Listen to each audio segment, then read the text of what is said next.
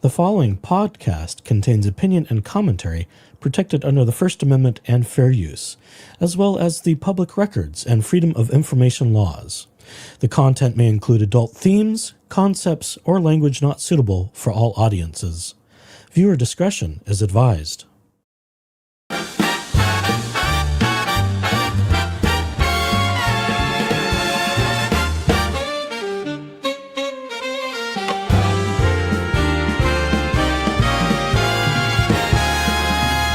Inside, take a seat, let the stories feed your soul. Hear the echoes, find the patterns, every truth, each hidden role. From the bench to the whispers, where the gavel takes its toll. There's a rhythm in the verdict, echoes from the cubby hole. Echoes, echoes from the cubby hole,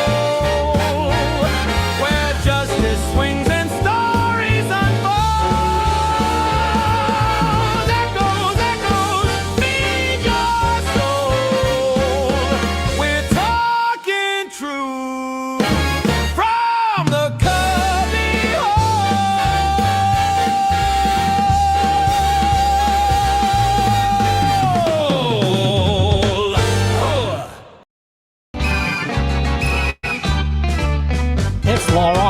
Owens time, it's Laura Owens time. She is a lying fraud for such a skinny broad. Give her some prison time for all her vicious crime. Get her behind those bars and toss the key.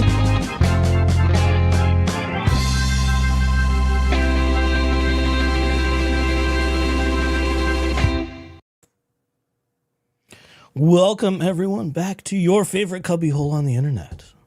Happy Boxing Day, or the first day after Christmas, or your regional equivalent. It is the day after Christmas Day, and it's a chill day in the cubbyhole here. And so I decided, I'm not going to put my hair up, or not going to put the makeup on, and get the nails done, and just to appear on camera. No, I don't do all those things. At least not yet. It's too much. It's too much. It's been a busy couple of days. We were working all Christmas Eve. I was kidnapped for most of the day yesterday by Jeep Daddy. I was drug off to the mountains to have dinner with some friends and family and see some other friends and have a merry old Christmas day. And I was even forced. Well, no consent was given, by the way, for any of this. There was no consent. I was forced to go on a Jeep trail, a very well manicured one, much to his dismay. But that is what it is. Late night Jeep riding across the mountains, and just had a merry old day of it. So we have not been in the cubbyhole very much for the last couple of days, and we've got much to catch up on. For those of you who haven't heard, there are more writings by Laura Owens, and as you can read by the ticker scrolling across the bottom of the page, the scrolling banner, we're going to talk about a new thing that has popped up for Laura Owens. And just to appease the legal beagles in the world, I think I will only say it's 99.9 repeating % that Laura Owens has created this website for which we are about to discuss. My personal opinion is that it's 100% Laura Owens, and maybe, some sort of diluted percentage of David Gingras giving her tangential blogging advice. But otherwise, if you do some analysis, for those of you who've been part of this case for a while, if you have read some of her Medium articles, if you've heard Melissa Jade read some of her Medium articles, you'll recognize the writing style within the first paragraph. And no matter how hard she may try, no matter how many times she may wash it through AI to sort of launder her text, it's still Laura Owens. And we can see right through it. She's rehashed many of her complaints and belly aching and, woe is me, I'm Laura Owens, I'm such a victim.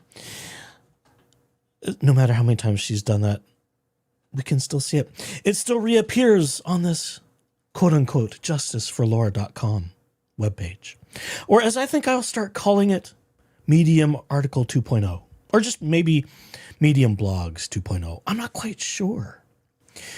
It's just a lot. It's a lot. There's now 8 separate articles on this new webpage.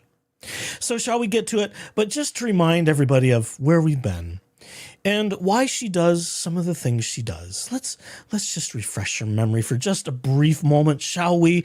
Perhaps just a little bit. I love this thing. As I was looking at some of the materials earlier today, I was just kind of reminded of this for some reason. Laura doesn't like it when she can't control what's said about her. And she's losing the plot quite quickly, isn't she? With 14 felonies and facing more than 40 years in prison.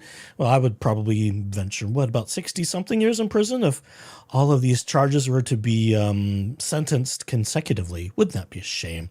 If she were still alive, she'd be an old maid. Well, that's just how the numbers work. It's not directly vindictive. It's just one of those things. But let's just refresh your memories just a little bit, shall we? Oh, this is just so lovely. Oh, wow. StreamYard is just not cooperating yet again. Okay, go away. Let's do that. Thank you.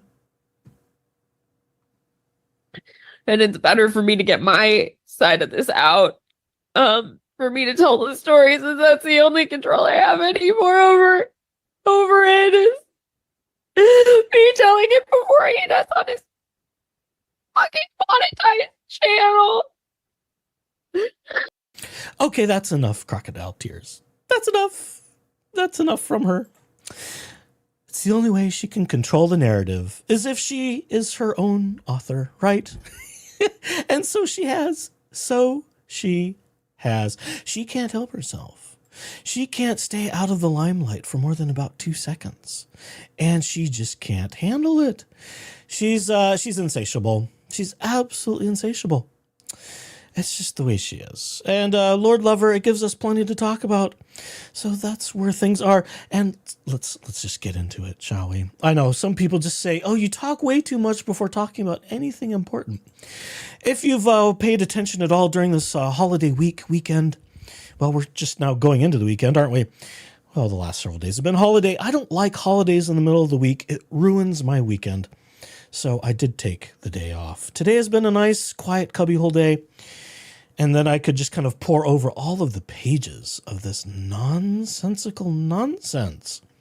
But here we are. Lauren Knighty talked about this briefly. I think it might have been Tuesday, or was it Wednesday? No, it was Wednesday. It was Wednesday because I had to go do the company lunch before going off to job number 2. And Lauren was live and talked about this embarrassing thing. So here we are. Oh, no, that's not it. Change the tabs, you silly goose. Oh, my goodness. I just can't quite get my act together. See, this is what happens when you don't have a co-host to run their mouth for a few minutes while you make sure you get everything queued up and ready to go. It's just ridiculous. But Jeep Daddy has decided he's going to keep going on with his merriment for the holiday, and he's with other friends at the moment. But I'll share with you. I think I've been given permission to share this. He should be making an appearance tomorrow. So let's expect Jeep Daddy to show up tomorrow. And he'll probably threaten me with posting some of the Jeep Trail video from last night. That's okay. We don't mind. Okie dokie. Here we are. This comes from this is a non-active page. It's queued in the archive for justiceforlaura.com. Now, I do not encourage you to go visit that website. There are means in which she could collect your IP address. I don't care. She can come get me all she wants. Because guess what? I have truth on my side and a really good lawyer. So it would not be in her best interest to come after me for anything.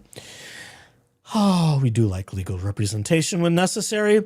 And since she's quote-unquote bankrupt and indigent and whatever else, as are mommy and daddy, it would be very stupid to engage in more vexatious litigation across the country. Oh, that's not a threat. It's a promise. So mind your P's and Q's, Laura. And I say that because I know Melissa Jade has been struck rather relentlessly a number of times, just going over old materials, going over new materials. Well, let me just say that this fox, not that I'm stealing from Megan Fox, this fox is a little bit wiser. So we're prepared. We are prepared. And nothing like a fox to the hounds. is about all I will say for this point in time. The hounds are ready. Okay. All right. Enough frivolity. So this is a cached page on the Justice for Laura Owens website, released earlier this month. The profile date comes to about December 5th. And this is just, let me preface by saying a lot of the Justice for Laura webpage is a Wix template. Some of it's been tweaked. All of the articles have been uploaded. According to some, it is a Wix template of some flavor. I'm not sure what kind of flavor. Wix has numerous templates. I think a few thousand if you pay for it. So which one this could possibly be, we're not entirely certain. That's okay. It doesn't matter. But this is something that was cached in the 24th of December capture of justiceforlaura.com. And it's just a placeholder page. It is funny because, of course, there's no concert hall in the the address for Los Angeles. There's no 200 East 8th Street, Los Angeles concert hall venue location. This is just a template, but it's funny that something like a concert for justice, music for Laura Owens, we went to the trouble of at least inserting some of this into our template, which is amusing to me. So that's enough of that one. Let's move over to this one. Here's another piece of the puzzle in the webpage.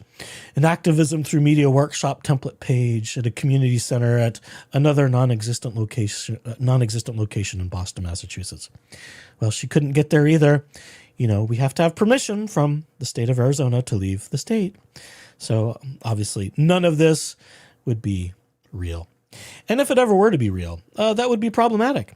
It's funny that we have things like RSVPs, and when I checked the actual links for the page, they can function. And if one wanted to just throw her money, you could buy tickets to a non-existent concert event. I would not recommend that. So we may be, preparing for yet another pity grift, like I believe a certain GoFundMe is being used for. I think we might be seeing some brazen overtures to that effect. But anyhow, some of these links do actually function on the actual web page. These are, again, these are cached, archived images and captures of the web page.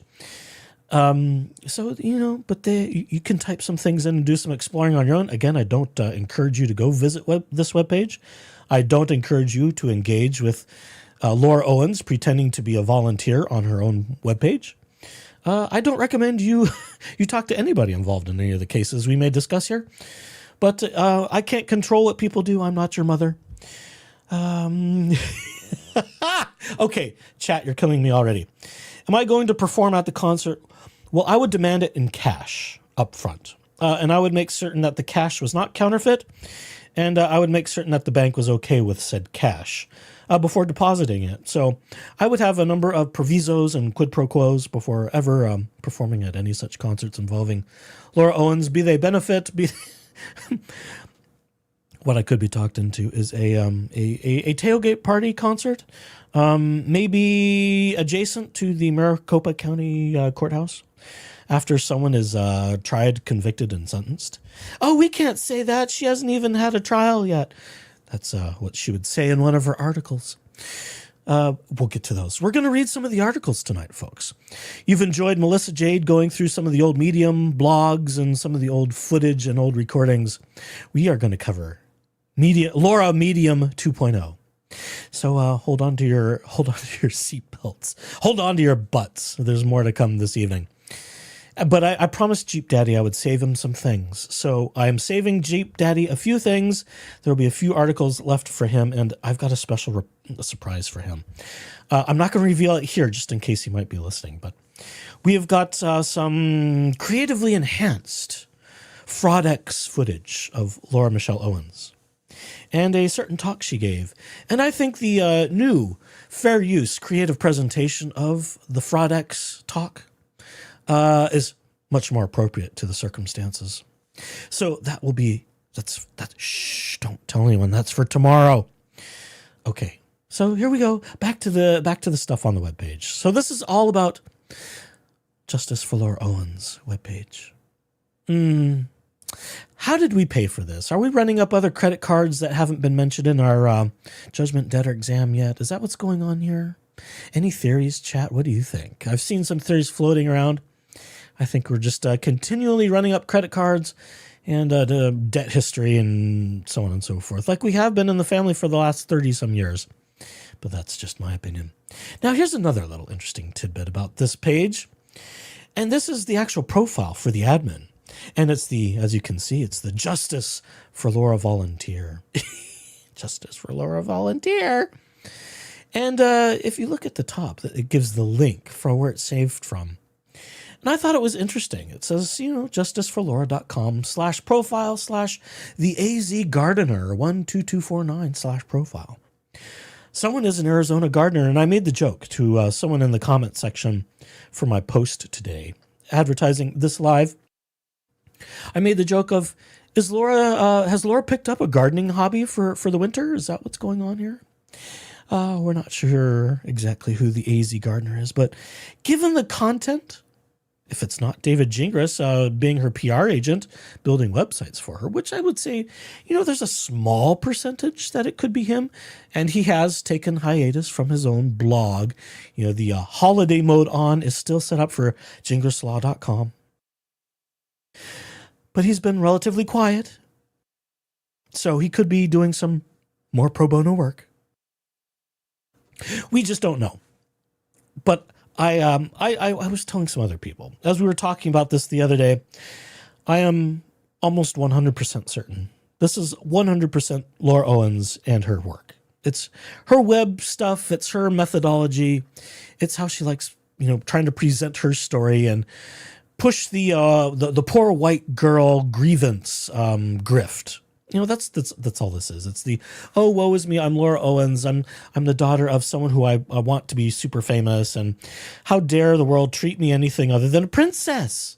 Princess Laura does not like being treated by anyone other than, if you don't treat her like a princess, then, Laura's going to have a hissy fit. That's just how she is. So that's how this all functions. So it's all, white girl grievance whining. Just like her boohoo sob video, right? But I thought this was a little interesting tidbit of the admin, the Justice for Laura volunteer. I heard a joke that someone said, well, if you use the same login credentials as your patient portal, it opens up. Now, I did not.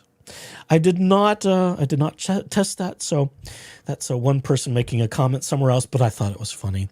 And we do like humorous things. It's just too much. It's just too much on its own. Oh, let's see. Big Bad Marcus would pay for it with a check. I would make certain any checks submitted to such a venture wouldn't bounce, but that's just me. I'm slightly paranoid when it comes to getting paid for gigs. I would buy tickets to a concert for Laura Owens. I'm not joking. That would be insane. But see, I wouldn't want her getting the money, and that's where I have to draw the line.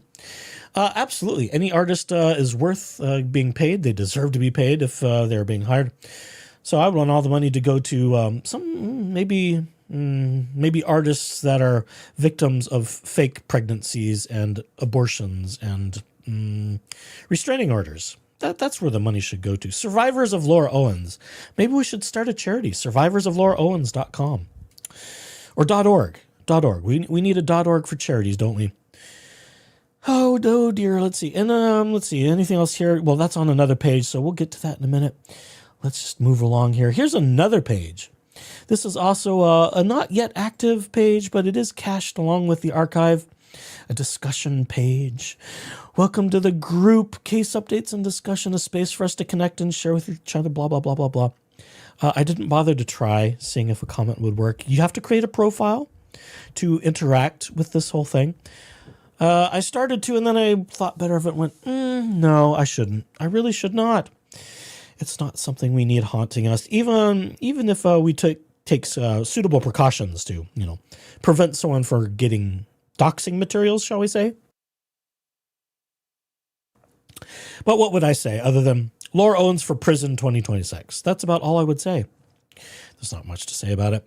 Let's see, we've got all of the makings of a good hustle. A good hustle for a web page. And let's get to the coup de grace, the meat and potatoes. Maybe I shouldn't use food references. I ate a lot yesterday. The buffet Jeep Daddy and some family and friends and I went to. It was decent. It was decent. It was up in the mountains. There was not much snow left in the mountains. It's been rather horrifically dry and, well, not dry, just warm and wet, and not enough snow.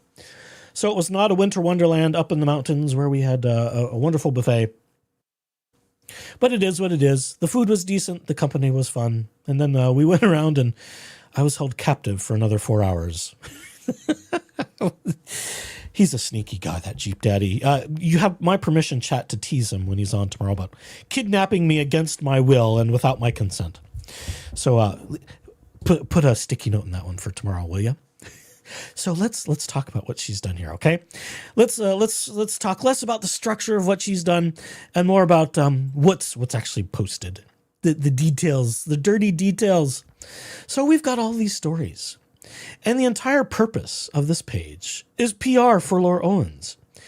It is the usual whining and complaining about how it's not fair that Laura Owens is getting charged when there's much more serious crimes in Maricopa County that should be attended to. It's not fair that it involves public people trying to sway the state, and it's not fair that things are being talked about before she's even had a trial, and it's not fair, and it's not fair. Oh, I'm Laura Owens. It's just not fair that people aren't kissing my ass and sucking up to me. Oh, life is not fair, Laura. Life is not fair, especially when you're a conniving bitch, and you're a fraudulent conniving bitch at that. There will be language tonight, folks. It's starting to happen. You've been warned. The preamble, the disclaimer at the beginning should have warned you that already. And, damn it. I don't have the camera on because I'm being lazy today. I did get a very fun present from Jeep Daddy. Since he's not here, I can embarrass him just a little bit. And it's a divided flip book. Sort of like two flip charts. It's I don't know, about 6 by 4 inches. And the title of this flip book is called Creative Cursing, a mix and match profanity generator. So that was one of my Christmas presents from Jeep Daddy yesterday. He caught me by surprise. I didn't have presents for anybody. I didn't really know what was going on until I was whisked away in a Jeep to I didn't quite know where and doing I don't quite know what. Oh, let's see. You know what? I'm going to do a random flip here. It's probably got about 50, 60, I don't know, maybe even 100 words on either side. We've got descriptors, and then we've got verbs and adjectives on the other side. I'm just going to flip you a pair of words. I'll close my eyes even, and let's see, what's that word? Okay, and then I'll flip the other side, and let's see what we get. And your generated today. Your generated creative cursing pair of words for today are wench and dangler. So your word pairing today is wench dangler. And that's from the creative cursing book, a profanity generator. This must have been an Amazon special. I don't know where it came from. It was just a Christmas present. Okay. Oh, let's see. I'm going to be distracted. I can't help it, chat. Forgive me. Oh, let's see. Big Bad Marcus. If I knew it would sell, she would use my ticket money for leave and conditioner and a hot meal. I'd buy 2 tickets. A Festivus airing of grievances. Well, as I'm saying, this is Medium 2.0. This is Laura Owens' Medium blog 2.0. There's 8 articles. 8 articles, and they all say very predictable things in the ways that only Laura Owens can. With maybe a little bit of post-David Gingras-isms, because she absorbed a lot of that. Laura could run on the Chlutlude ticket. I'm not pronouncing that right. Why choose the lesser evil? Well, as you've noticed by said avatar, we are choosing evils today. The piercing, devilish eyes.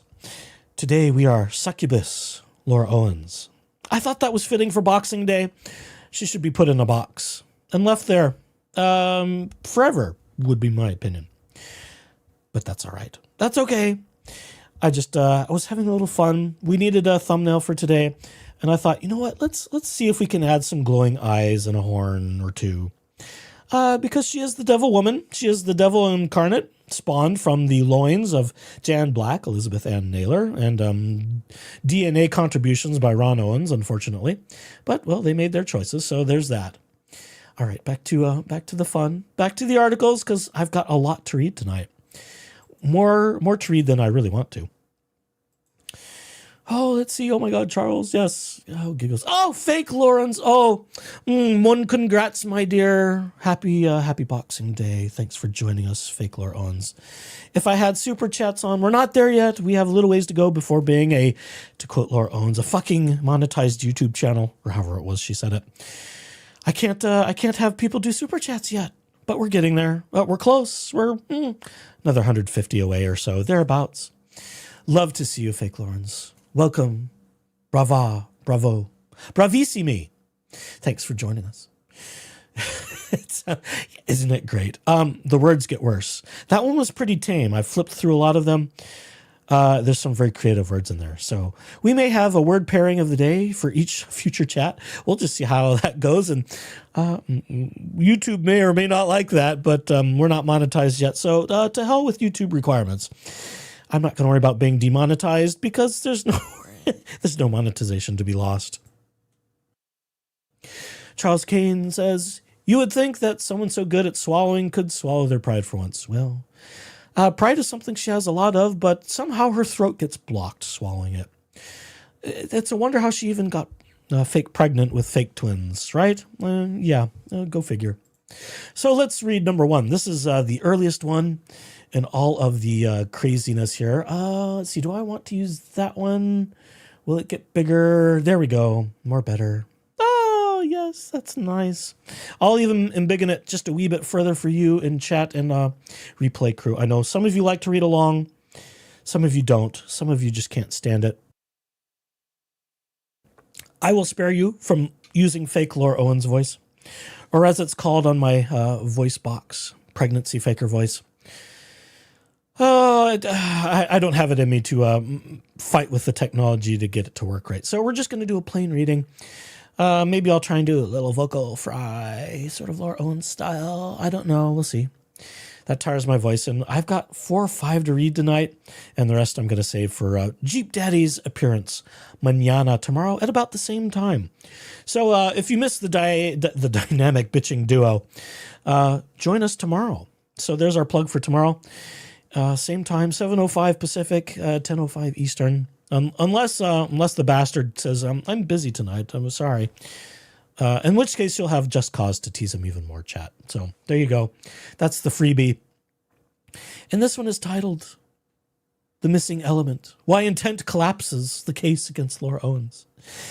And you can just smell Laura's fraudulent fingers typing this thing already and then saying to AI, oh, can you freshen this part up a little bit? Oh, can you tweak that? Look at all the M dashes and all of this. And it's just everywhere, just like her Medium blogs would do. It's just everywhere. Very sectional, as some of her writing could be, especially when she's trying to make multiple points and multiple topics. Some of the other postings, I have read through all of them today. Some of them are linear, as some of our other Medium articles are. But there we go. Here's article number 1. Criminal prosecutions are often framed as disputes over facts. No, it's about prosecuting crime. It's about criminal charges. This is criminal law we're talking about. It's not factual disputations. When you commit a crime, the facts come into question, and the facts get tested, the facts get cross-examined. But crime is not about disputing facts. Not at all. And yes, I will interject my thoughts and opinions as they spring into my pointed little forehead as I read through this. So be prepared for that. If you want a straight reading, go find it for yourself and read it for yourself. That's not what we offer here. We offer a value-added service because it's fair use and it's all those other things. And when we add commentary for both educational and entertainment purposes, that is value-added for fair use, which makes anyone attempting to strike me, if they should be stupid enough to do so, I wouldn't advise that they try that because, well, like I said, we've got legal representation almost on speed dial. I would have to poke around in the phone and then hit it. It's not, *1 like in the good old days, but we could get pretty quickly if we need to.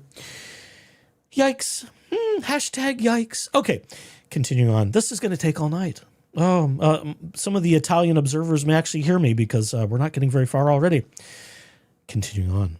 But beneath the surface, every felony case turns on a more exacting question. No, it doesn't. Whether the defendant possessed criminal intent at the moment the alleged conduct occurred. No, that's not the entirety of proving a crime occurred. Of course, as you all know, innocent until proven guilty. It's my opinion, however, that Laura Owens is not innocent. I'm allowed to that opinion. The First Amendment gives me the right to that opinion. Laura Owens and the rest of her family and David Jingles can go fuck themselves because I'm entitled to my opinion, and there we go. And if a hashtag internet lawyer / First Amendment free speech lawyer can't figure that out, he needs to be disbarred a little bit faster than they're going, but never mind. Not confusion, not fear, not emotional distress. Intent. Mens rea requires knowledge and purpose that the law recognizes as culpable. Let's talk about mens rea just for a minute. Just for a minute. Mens rea, that's a fancy Latin term. I'm just going to pop over to the Google later here. Mens rea, here's just a little thing from Wikipedia. Yes, and mens rea, in criminal law, mens rea is the mental state of a defendant who is accused of committing a crime. Common law jurisdictions, most crimes require proof of both mens rea and actus reus, guilty act, before the defendant can be found guilty, blah, blah, blah. It goes on. You get the idea. In this article, Laura Owens is going to argue that, what she actually did doesn't matter. It's how she felt about things, what her mind, what she was thinking at the time. If she didn't mean to commit fraud, then she can't be held criminally liable for fraud. That's the argument made here. So this is more evidence that this is all written by Laura Owens. Every single article that I've seen here is just all PR bullshit of how Laura's a victim, how the system is going the wrong way because it's not letting her get away, all the predictable things that Laura Owens complains about when she doesn't get her way. But of course, this is framed in a little bit more of a legal question, at least for this one. She talks about other things. She talks about the lab-verified HCG test that proves she was pregnant in other articles. It's the same things. It's the same things as all the Medium articles, everything she was trying to put out, even some of the stuff that appeared on the Gingras Law website blog. This is all wash, rinse, repeat. She has no creativity whatsoever. Now, she goes on to say in the next paragraph, bringing back that tab, that requirement is not a technicality. It's constitutional safeguard designed to prevent the criminal law from punishing people for conduct that was not clearly understood at the time to be criminal. This is apologetics, folks. This is Laura Owens 101 apologetics. If I'm Laura Owens, I didn't understand that if I faked pregnancies and faked abortions and faked miscarriages and faked sonograms and stole pictures of sonograms and videos from pregnant people. Well, if I didn't understand it, then that means I can't be charged with a crime. See what she's trying to do here? She's trying to find ways to make a mistrial before we've even gotten to a procedural hearing yet. This is trying to court public opinion and trying to sway the public back in her favor, but it's not going to work. It's not going to work at all because you need something other than just mentality. There are things called facts. When we talk about facts of Laura Owens fraud, we have documents, we have intent, we have paper trails, we have evidence. The evidence, the discovery that the public defender, whose name escapes me just at this moment because I didn't think about him until just now, he received nearly 6,000 pages of discovery and multiple videos of body cams. There could have been more in there. 6,000 pages of discovery. Imagine how many 500-page binders that is, folks. And that gives you an idea of the paper trail. Now, I'm going to wager that some of that paper trail could have been stuff about Greg Gillespie. Some of it may have been about Mike Maricini. We don't know. We haven't seen the discovery yet. The good stuff will make it into evidence as exhibits. The rest of it will fall by the wayside because it's just you don't need it. There's too much. Oh, yes, yes. Tree shack lovers, let me tell you a secret. Most of these articles on the Justice for Laura Owens webpage are her telling on herself. Now, she tries to refer to herself in the third person. There's a lot of she said this and she said that and she did this and she thought that. But we've seen her do that before. We've seen her try to do that in her writings or her court filings with Owens v. Maricini. When I saw that in some of this, it made it even more clear to me that this is incontrovertible evidence that this entire website was created and generated by Laura Michelle Owens, indicted fraud criminal. Okay, continuing on. Measured against that standard, the prosecution of Laura Owens encounters a structural problem, a structural error, just like what she tried to claim in her paternity court trial with Clayton Harcourt. Remember that she said all of this stuff is structural error? Well, I think some of that David Gingras gave to her, and now she's parroting it. It's structural error and the judge was biased. I didn't know it was wrong. How is she this stupid? Yes, Tree Shack lovers. She's not as bright as we've sometimes given her credit for. And as they say, ignorance of the law is not an excuse when you break it. Police will tell that to you and they pull you over. Oh, well, I didn't know that wasn't, I didn't know, that's not a crime. You see this a lot with sovereign citizen stuff. Well, that's not a crime. That's not a crime. Well, you're not going to adjudicate that on the side of the road, number one. So why Laura's trying to adjudicate things yet again on the internet, it's just par for the course. She did that. How many? Oh, my goodness. I had that on another window buried under here. She has over a dozen, and these are all archived on victimsoflauraowens.com. Again, victimsoflauraowens.com. You can look at all the old Medium blogs. There's, over a dozen that were archived. There may have been more. I can't quite remember all of them, but the vast majority of her Medium articles, so it could be all of them from 2023 to 2025. All the stuff that Laura posted on Medium is archived, so we do have a frame of reference. But where was I going with this? See, I've forgotten already. Oh, my goodness. Oh, yes, I was talking about ignorance of the law. If one were to commit a heinous homicide, saying, well, I didn't know that was illegal, will not pass legal scrutiny. That's just fact. You don't have to watch much LawTube or watch much going on in a court to figure that out rather quickly. Ignorance of the law is not justification for committing crimes or breaking the law. So this is a piss poor argument already.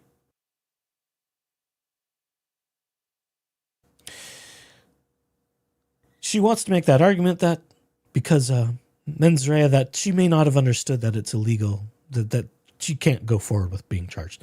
Let's continue on. The state has charged conduct that unfolded in a legal environment where criminal liability had never been contemplated, and it has done so without the viable theory of intent. Even if every disputed factual inference were resolved against Owens, the mental state required by law remains absent. That's absolutely not true. You don't have to prove that someone was of sound mind and of sound body to have committed a crime. We see that even with people who are found psychologically insane and are found after testing and are found by the court for being criminally insane. They still get charged with crimes and they still get sentenced and put in prison. So this is actually fallacious. This is a very fallacious apologetic statement from Laura Owens. Again, moving along. Criminal intent, next section, requires fair notice. Mens rea presupposes foreseeability. A person cannot intend to commit a felony unless the law has given fair notice that the conduct at issue is criminal. Oh, Mr. Policeman, you can't haul me away for committing murder because you didn't tell me it was illegal. That's absurd. This is absolutely absurd. And it's illogical. But it's all she's got left. All she's got left is you can't charge me with a crime if I didn't know it was a crime. And she's going to probably try pleading insanity. She'll probably also try pleading disabilities. Well, I didn't know it was illegal. She'll try and claim those sort of cognitive deficiencies.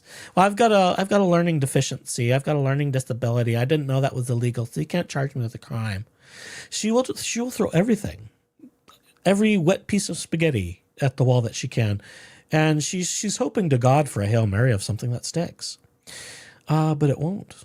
It won't, not with 14 felonies and not with mountains of evidence and discovery. I don't know what she thinks she's going to do by doing any of this, but it is somewhat insane. Not in the psychiatric sense, because again, we're not a practitioner. We don't practice in medicine or healthcare. We just have opinions, but it's my opinion that she's of sound mind. She knows what she's doing with. She knows she's wrong. She's just never been held accountable. And it's when she's held accountable and when she can't control that and when she cannot manipulate people that she comes off the rails. And then she has her meltdowns and shit fits and, mania rants and raves all over the internet trying to convince people that she's innocent. Even though it's our opinion that we believe she is not innocent. I believe she is quite guilty. And I'm quite confident.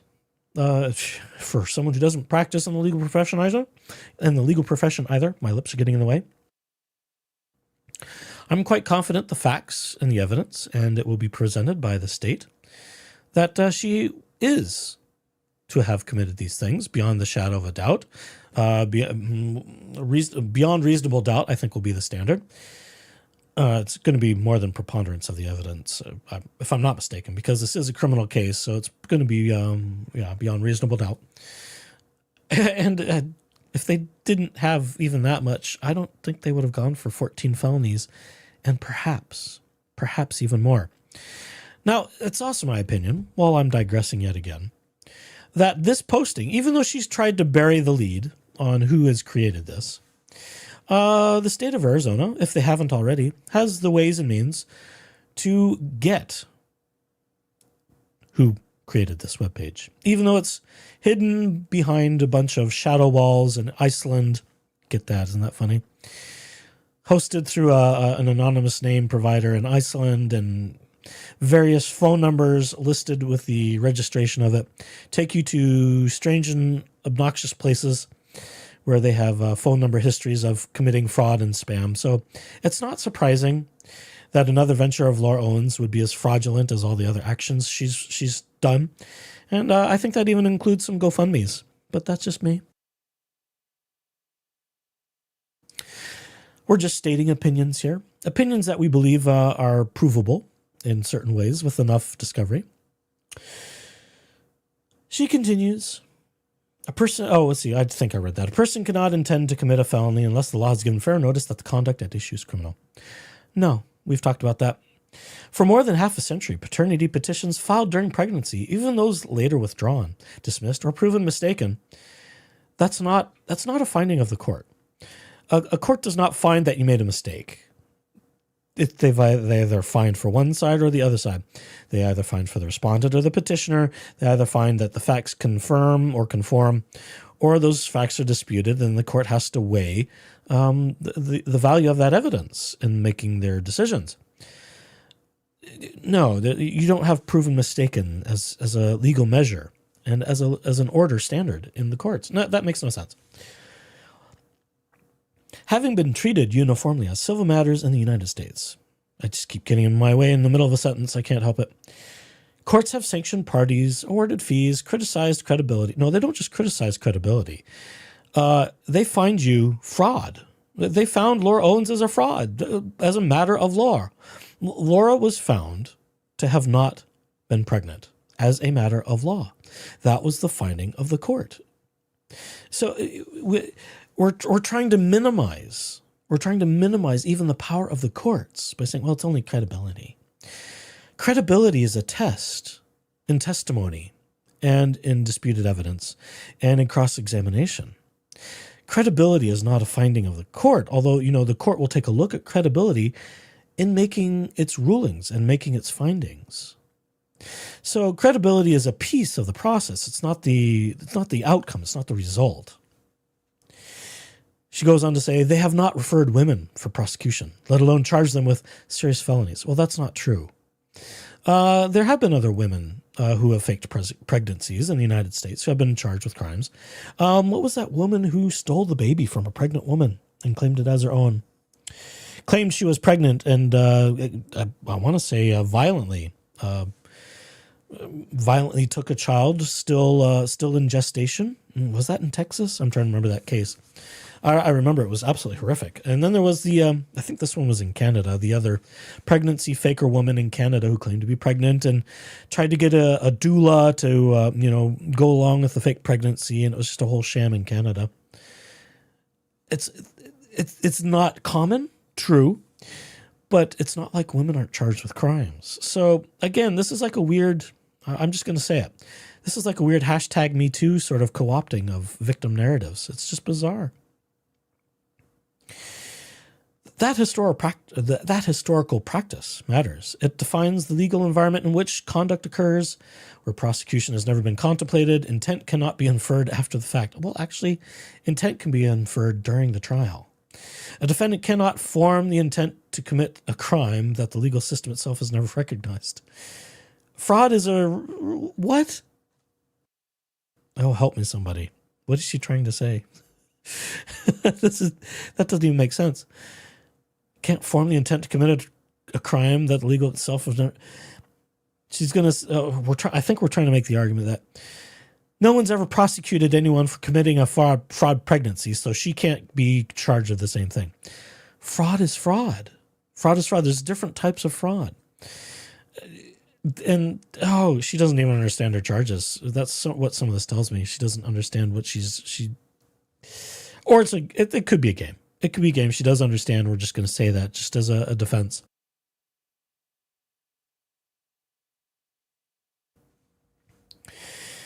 If Arizona now wishes to criminalize certain users of the family court system, it may seek legislative authorization going forward. It doesn't necessarily have to. The legislation only has to enter in certain areas where there's not existing law, but fraud is covered under Arizona ARS, Arizona Revised Statute, I think is the acronym. Fraud is there, and all 14 felonies follow under Arizona law fraud. So, again, this is all fallacious and nonsensical arguing. What it cannot do, according to Laura Owens, consistent with due process, is retroactively assign criminal intent to conduct that occurred in a framework where criminal exposure was unimaginable. This is insane. This is insane. Laura Owens didn't imagine it as being a crime, so therefore it can't be. If my sinuses and voice weren't already exhausted, I'd be laughing my head off right now. Mental state is not abstract, it's contextual.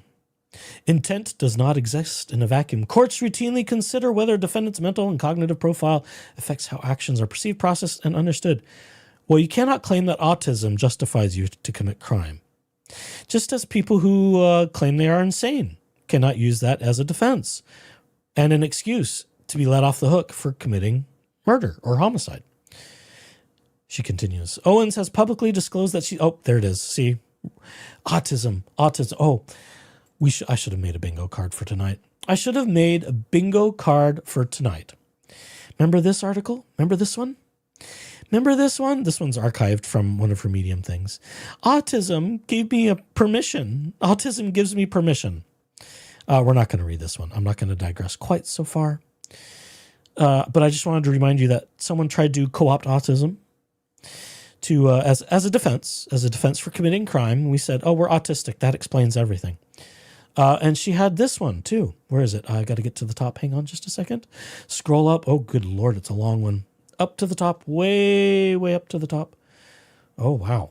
I forgot how long this one was. Here was one that came from her page. I'll share this one briefly. How we're co-opting autism. My new reality. How pregnancy, The Bachelor, a miscarriage, and an online cult. And autism. It's the tism. It's the tism, everybody. It's the tism. Okay, back to the actual article we're talking about. Owens has publicly disclosed that she is autistic and has been diagnosed with panic disorder, anxiety, depression, post-traumatic stress disorder, and traumatic brain injury. Show me that piece of paper. I want to see it. I want to see that, and I want to have a doctor, a board-certified physician, as an expert to testify as to the factuality of that. Because I'm not sure all that exists. Some of it may exist. We're not totally sure. I suspect that she used some of these same listed maladies to convince Judge Carolyn Gold and Owens v. Maricini in San Francisco that I have disabilities. You need to accommodate me more. I have no doubt that that was part of some of those backdoor conversations, the ex parte conversations she had claiming disability with the court in San Francisco. I'm going to check in with you, chat. How you doing, chat? Hope you're having a good Boxing Day. On the first day after Christmas, Laura Owens gave to us a bunch of Medium articles 2.0. Oh, my goodness. Oh, I'll just dive in here. I may not have gone far enough back. Sorry, chat. Can't read all of them. That's why I put them up on the screen for today. So at least you can go back and see our comments appear, and I'll just highlight as I highlight. The criminal trial will be the first time Owens is happy to actually be in court. I'm not so sure. She can refuse to speak on her own behalf, therefore can't be cross-examined. Yes, that's right. She can remain silent because anything she says can and will be used against her in a court, as will this entire website. I wonder if she thought of that. She thought by pretending to be the anonymous woman yet again, making the same style blog articles, which hopefully the state of Arizona is forensically getting more information about this webpage. As I slurp on some gently flavored water. Hopefully the little elves in the prosecutor's office are finding out exactly who set up this webpage, where they paid for it, all their payment details, which will narrow it down. I'm pretty sure to somebody in a casita.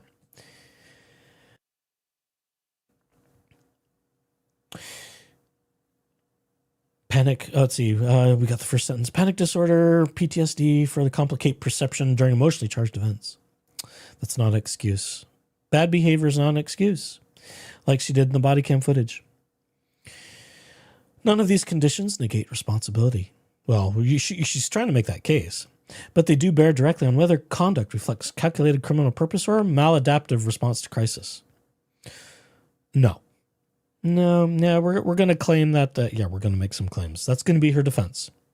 I can see it coming. I don't need my third eye intuition and spidey senses into the ether of the universal energies to see what she's going to argue for defense, because it's right here. It's right in front of us. Criminal law distinguishes sharply between deliberate fraud and conduct driven by confusion, fear, or impaired judgment.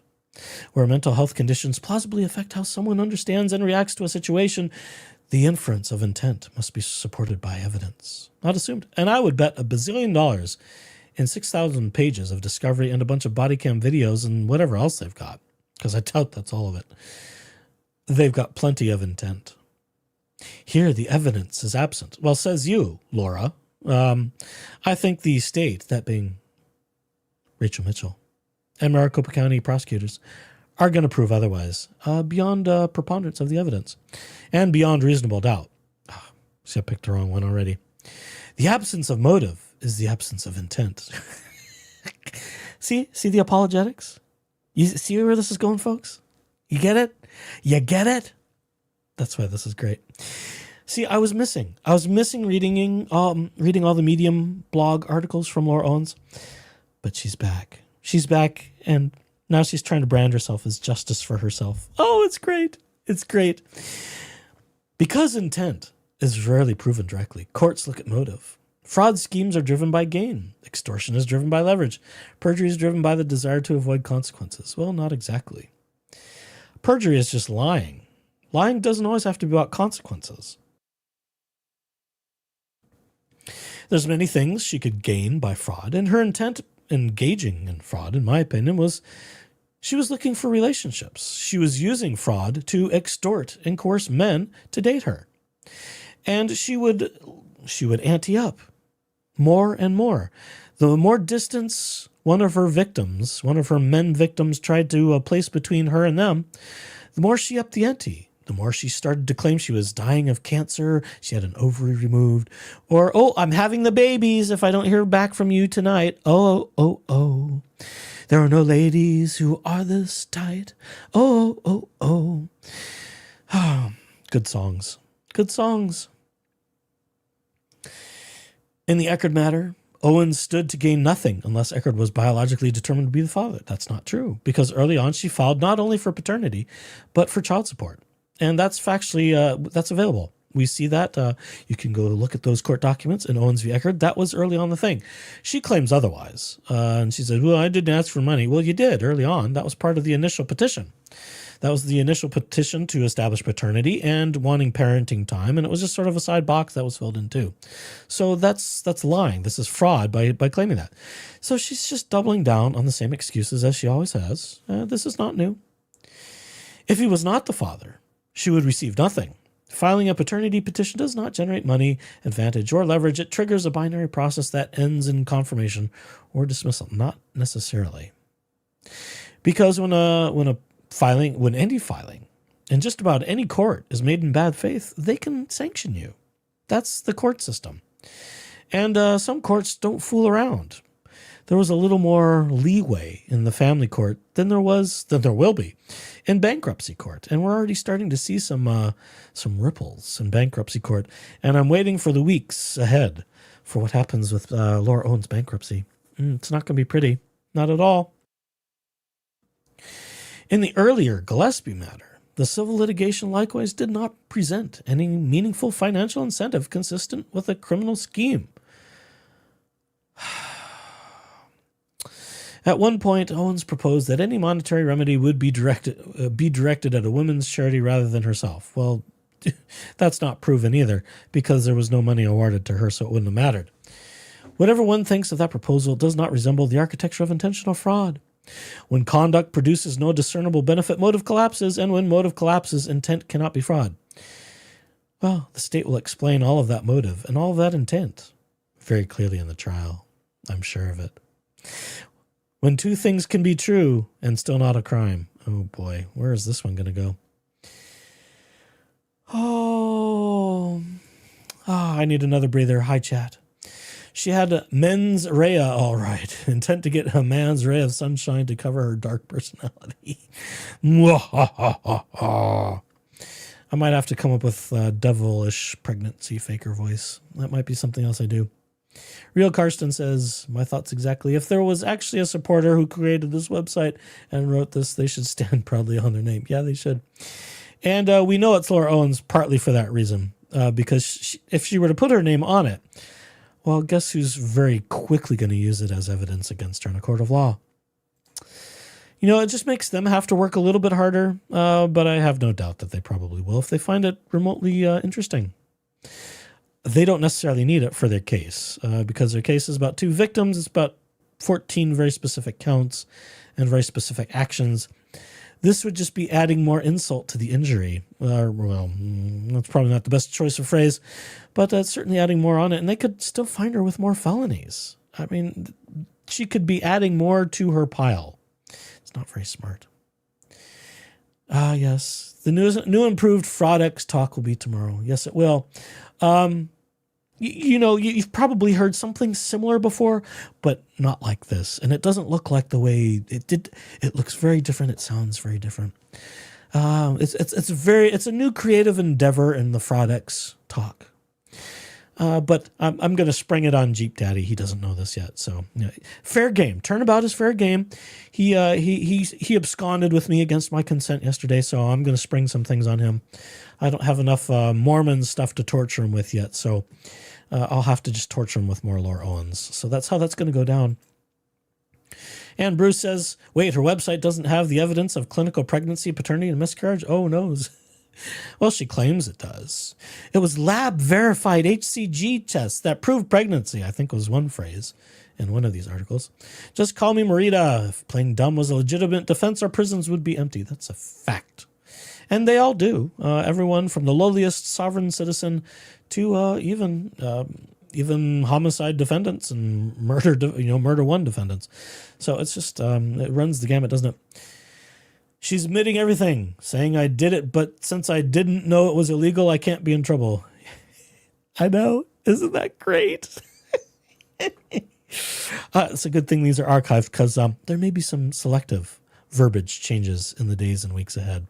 We'll see. I don't know if I have the time to do lots of side-by-side comparing of them when we get there, to see if she's slowly tweaking them, because, some of us are going to talk about this and she's going to workshop it to try and refine it and use it to her advantage. What little she has, which really is kind of zero. It's a zero-sum game for all of it. I wonder what her lawyer thinks about all this. I will bet that her lawyer doesn't know about this. She's probably the worst defendant on the planet. She goes off and does stuff. Dingus, the douche canoe. The fucking douche canoe. He had client control issues. He tried to make a co-venture of it to try and manage it. It didn't go so well, as some of you know who've been following all of this. So annoying, all these BS excuses. I know. Isn't it, IB? It's just ridiculous. Sorry, I'm a bit behind, so my comments might make sense to some of you. That's okay. We'll live. We'll carry on. What Owens misses is she isn't ignorant of the law. She has disdain for it. That's a fact. She believes she is above the law. Her entitlement, her white girl or her white wannabe rich girl entitlement believes she is above the law. We've seen that from the very beginning. She admitted deception in court already by stating she changed the HCG level sent to Dave. Yep. Well, her belief is that because it wasn't submitted in a court that it doesn't count. Not true. Because she actually, I think it was when Josh 1.0 was her lawyer, she actually used the HCG things as proof, as so-called proof that she was pregnant. And that's one of the ones she appeared in person for in the court. And I think Clayton was still unrepresented at that time. I could be mixing a couple of appearances up. All that stuff kind of runs into my head. I haven't watched it in a little while, so...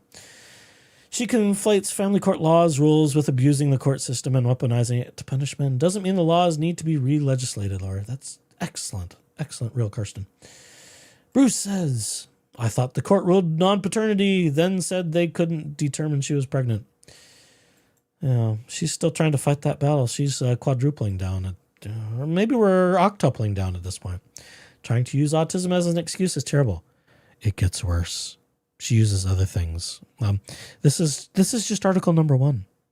She claims being disabled in other articles, which we'll get to maybe tonight, maybe not. We've been at it a while already, and I haven't gone very far, have I? Oh, it's terrible. Whatever will we do? Yes, we see fake Laura Owens too. Isn't it great? Oh, I'm so glad fake Laura Owens came. It warms my Boxing Day heart that fake Laura Owens came to the hubby cubby hole. The hubby cubby. That's a Freudian slip. My humble cubby hole, and graced us with her appearance. We'll assume fake Laura Owens is a her. I don't know that for a fact, but we love her. We love fake Laura Owens. Does Laura not know that the prosecutor's office can use this against her? Yeah, apparently not. She's not as bright as she thinks she is. Bruce says, who cares if she has a particular diagnosis? That doesn't excuse things like perjury, forgery, identity theft, and failing to prove clinical pregnancy, paternity, and miscarriage with sufficient evidence. Yep, absolutely, Bruce. Her defense attorney is most likely being told, I didn't create this website. It's someone who believes me. Or her one and only fans might be David Gingras and Mama Owens. Those are the only other people that I think could be in cahoots. Because as far as I'm concerned, the rest of the world, we're all of sort of similar mind that Laura Owens is the biggest fraud on the planet, and not a very entertaining one. Because, well, faking pregnancies and all that stuff, that's just weird. It's creepy. It's gross. And it makes me wonder if she co-opted that story from something in her mother's past.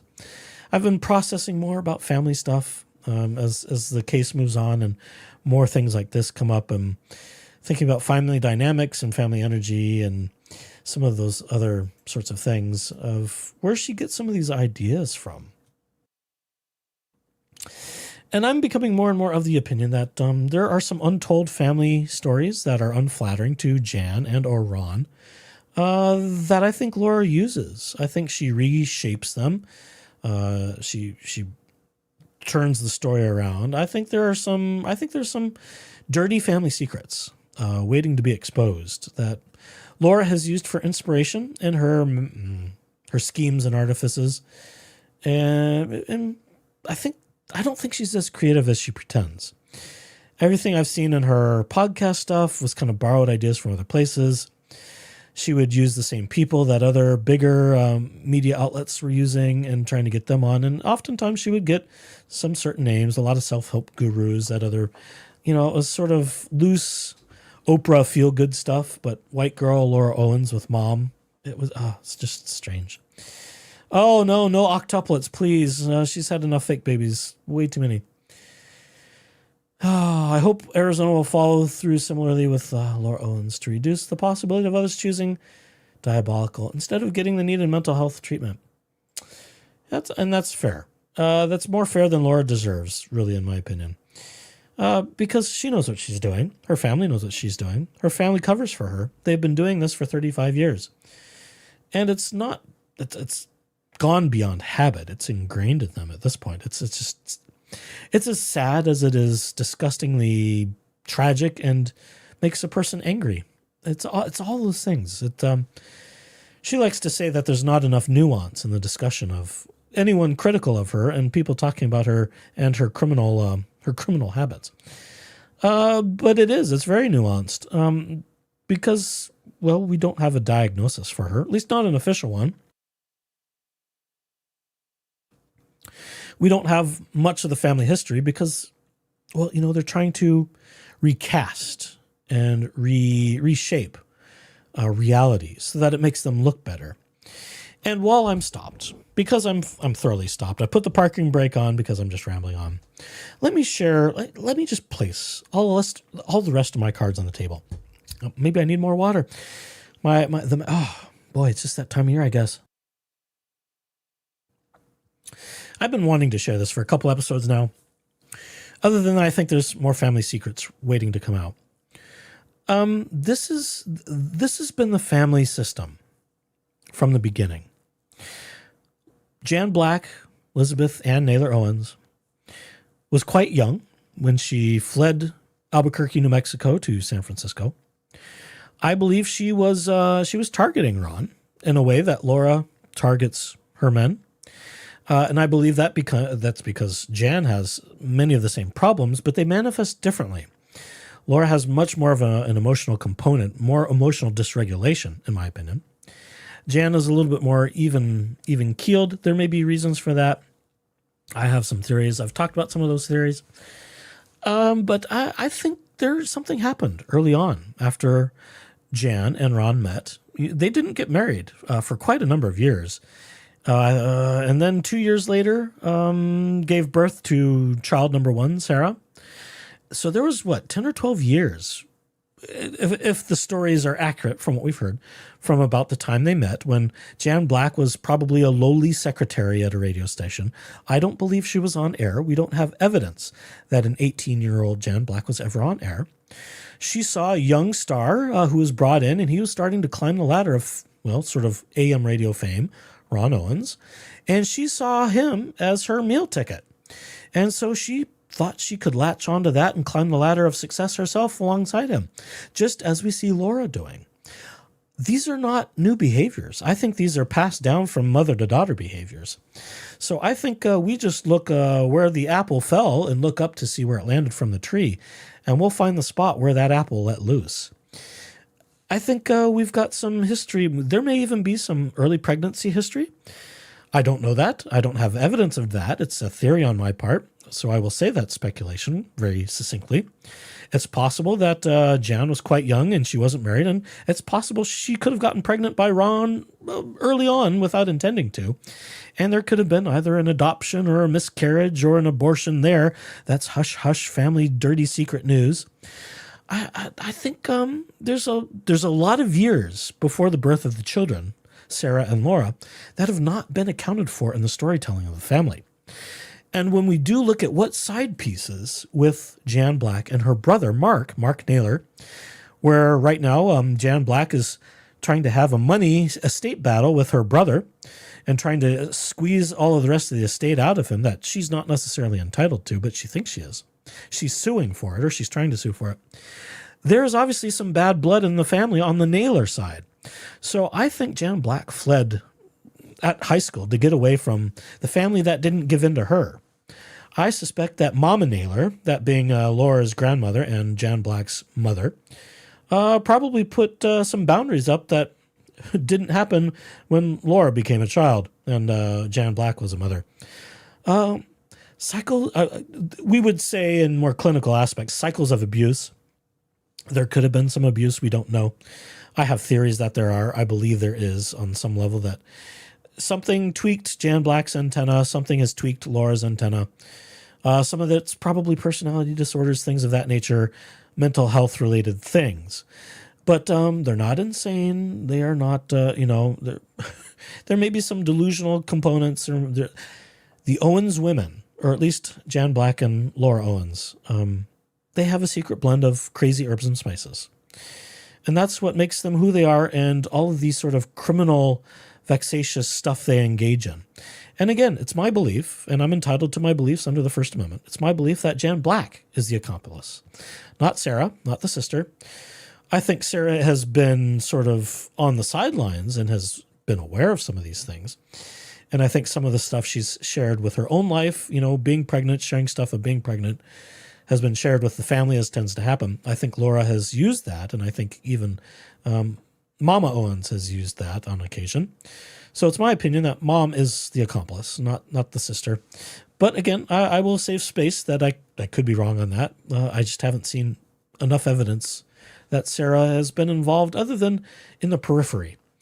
But it's been very clear. We've seen plenty of, from my standpoint, there's been plenty of evidence that Mom has been involved in lots of lots of Laura's schemes. So Mom has been involved in writing FBI things with Laura. Mom has told the story for Laura. Mom has defended Laura, not just on body cam, but in print to news media. Mom has covered for her daughter on many occasions, as has been the habit. And we know from a story from Megan Fox that Sarah was Ron's favorite and Laura was Jan Black's favorite in terms of his and hers child favorites with the family. So there's a lot of dysfunctional family system pieces here that are just absolutely bizarre. But there we have them. We don't see the whole picture yet because the whole picture hasn't been revealed. But we get tidbits here and there. It's like putting together a giant jigsaw puzzle, a few thousand pieces. And, what border is this? We've got a full border here. Now we got to start filling in some other pieces. So it drips in. But as more and more comes into play, we see that this is just like with the financial problems, all the bankruptcy crap. Years and decades of history. That's what it takes for all of this. Where we are now is a cumulative effect of all of the previous years of history, right? So I think we're just we're trying to look backwards as more and more comes in and fill in more of the holes as it comes in. Okay, that's enough of a digression. Okay, you can clip that out, folks. That was enough of that. Forget it. Move on. Just keep reading. Okay. I can't use my tongue today either. It's terrible. I really should get more sleep during the holidays. Where did we leave off? Let's see. I think on the third paragraph. Second paragraph. Let's see. Or maybe first paragraph. Oh dear. Where did I stop? One such count related to the Eckert case focuses on statements concerning sexual exclusivity during a window in which conception could have occurred. We had some evidence from the state that suggested that she was not actually celibate as she claimed. That's where that piece comes from. See, we're trying to defend the claims by the state. All right, continuing on. For that statement to be material, an essential element of perjury, the possibility of pregnancy must be taken seriously. If pregnancy was never possible, exclusivity is legally irrelevant. Also not true. This is nonsensical. If pregnancy was possible, then the case necessarily involves early gestation, an arena defined by medical uncertainty rather than certainty. Oh gosh, wow. See, even the excuses don't quite pass the logical sniff test. Either way, the elements fail. Oh yeah, because everything's going to fail to her. A statement that cannot influence a legal outcome is not perjury. Yes, jeez. If you lie at all in the court, it's perjury. It's textbook perjury. Oh, yikes. A statement made amid unresolved biological conditions cannot be shown to be knowingly false. At the moment it was. Yes, it was, because you admitted to changing changing documents. It was on the stand. I saw it. I saw it and heard it with my own eyes in the testimony. The prosecution cannot simultaneously deny pregnancy and rely on the mechanics of conception without defeating its own theory of intent. Bullshit. Oh, I don't have my bullshit button. Bullshit! There it is. No intent exists where the defendant tried to disappear, not benefit. I've read this. I know where it's going. I'm not going to try and force reactions. If Owens were engineering a calculated deception, one would expect behavior consistent with self-promotion, attention-seeking, strategic leaks, public positioning. Instead, once the matter became public, she retreated. That's bullshit. Bullshit! We started publishing Medium articles, and we started making YouTube videos with David Gingras. That's not retreat. That's actually going forward. That's putting ourselves more into the public eye. She herself revealed herself as the anonymous woman in all of her previously anonymous stuff about being quote-unquote pregnant by the Bachelor. She approached the press anonymously, well, only initially, but she couldn't stand to be anonymous because she wanted to hang off of Clayton's every word.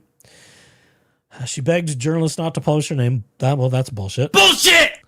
Stopped producing new podcast episodes and shut down her public social media accounts. Well, she didn't shut down the one she's running for Ron Owens, her father. That is not the profile of a fraudster. It is the profile of a person who expected nothing from the process except privacy. That too is bullshit! When you're writing Medium blogs, when you're writing and producing other stuff, when you go to PS Creative Studios to make a Justice for Laura against the JFC cult with David Gingras that never got released, that's not wanting privacy. That's wanting to re-co-opt the narrative and trying to take control of it. And we've seen Laura try to take control of every situation she gets in trouble with, haven't we? If you don't know about that, go back and watch my videos about the body cam footage. You can entertain yourself or bore yourself for approximately 4 hours. The law presumes intent from actions, and every action here points not to scheming, but to fear, conclusion, and the instinct to withdraw. Despite everything she did, by suing everyone who talked about it, by false copyright striking everyone who brings up everything. Oh, how is that retreat, you crazy bitch? None of those mental states satisfy the intent element of a felony. Well, the intent was to convince Clayton to stay in a relationship with you. Having the babies if I don't hear back from you tonight, that's coercion. That's intent. Without intent, the prosecution has narrative, not law. Well, no, the prosecution doesn't have law anyhow. They don't make the laws, they enforce the laws. And they show how you violated the laws. Christ. She has a fundamental flaw of not understanding what criminal law involves. It's a fatal flaw. And it just makes us that much more entertaining. A prosecution without intent is not prosecution. It is a story, well, about like these articles that Laura Owens herself wrote. And stories do not convict people in constitutional systems. Statutes do. But somehow stories are going to unconvict them. It's going to dismantle the system. Because, well, if Laura Owens doesn't believe that she committed a crime, then she can't be prosecuted for one. Stupid bitch. Fraud requires a deliberate plan and to obtain a benefit. Yes, and the benefit was trying to force Clayton into a relationship. And the benefit was trying to threaten him with going along with your dating contract. And your intent was to commit defamation if he didn't go along with you. That's what the intent was. I still think Clayton has a good civil claim against her. But they're probably satisfied just letting her take more and more rope for herself rather than going after her civilly. Perjury requires knowledge of falsity. No, not specifically. Not specifically. Perjury is just perjury can be any misstatement used for impeachment purposes. But again, I don't practice law. Identity theft requires purposeful misrepresentation for gain. Extortion requires an attempt to coerce payment or advantage. Well, we've talked about some of those advantages. And her advantage was trying to co-opt clout sharking people like Clayton Eckerd. He was the biggest fish she had ever had, as far as I know, other than maybe Andrew. Andrew went on to some bigger things, but we won't talk about him too much. Similar with Matt Mulvey. And I don't use their names out of just laziness, just to throw them out there. We do know who they are. We don't talk about them much because they've decided not to come forward, but their names are known. Their parts to play in this are mostly known. There are rumors that one of them is thinking about telling more of their story, but that hasn't happened yet. So it's not to dox them or any sort of thing. I only know who they are from my own research that I've done. Sometimes pictures do speak 1,000 words, and you can figure out who people are pretty quickly. And that's about all I will say. So we will continue reading. None of these elements survive sustained scrutiny here. Not because the facts are undisputed. Well, they might be to you, Laura, but not to the state. But because the mental state required by law cannot be established in a context where the conduct was lawful. The outcome's uncertain, the incentives absent, and the precedent non-existent. Falsifying medical records is not lawful. That's committing medical fraud. Arizona doesn't quite frame it in that way. It's falsifying documents, forgery, tampering with evidence. That's how they framed it in these cases, at least. And she finishes with the last singer. Absent intent, what remains is a story. And stories, however compelling, are not crimes. You have no criminals here. It's like a bad Jedi mind trick. She just kind of waves her magical little... she finger pummels the keyboard. No, she doesn't finger pummel. That's David Gingras. Dingus the douche canoe. The fucking douche canoe. We needed a douche canoe break.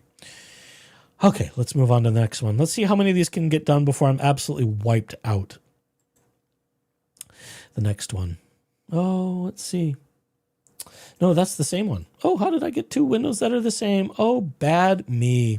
All right, we'll move along. This tab. Opinion. Oh, I love it. Well, it's all opinion because, we don't have any facts in any of it. Everything that you have just heard and read is Laura Owens' opinion. And not one that she should be publicizing. But, she is doing what she can't get her her public defender to do. And that's do PR for her like David Gingras did. the patsy. He's not going to do it. So this is Laura Owens doing her own PR. I will bet a lot on that one. I will bet an entire channel. Oh, don't say that. Don't say things you may not mean. I would bet my channel on that because I'm pretty certain I'm right. Opinion. Rachel Mitchell turned one disabled woman's life into a 14-count felony spectacle. See, here we go. We've gone from autism, folks, to claiming disability. Dun, dun, dun. Oh, damn it. Where's my dun, dun, dun? Where did it go? Oh, I'm embarrassed. Oh, my soundboard strikes again. There we go. Ah, okay. I fixed that. Oh, this was December 16th. Oh, you know what? I was going to save some of the December 16th stuff. So hang on. Let's do a different one. Strike that. Reverse it. Oh, let's see. December 13. I'm just scrolling through all my tabs. I've got so many tabs open. I'm getting lost in them. Okay, let's go here instead. I want to save some of the December 16 stuff for Jeep Daddy. So we'll keep that one fresh. We'll save the opinion piece. Oh, wait a minute. What am I doing? Oh, I'm really getting silly. Okay, hold, please.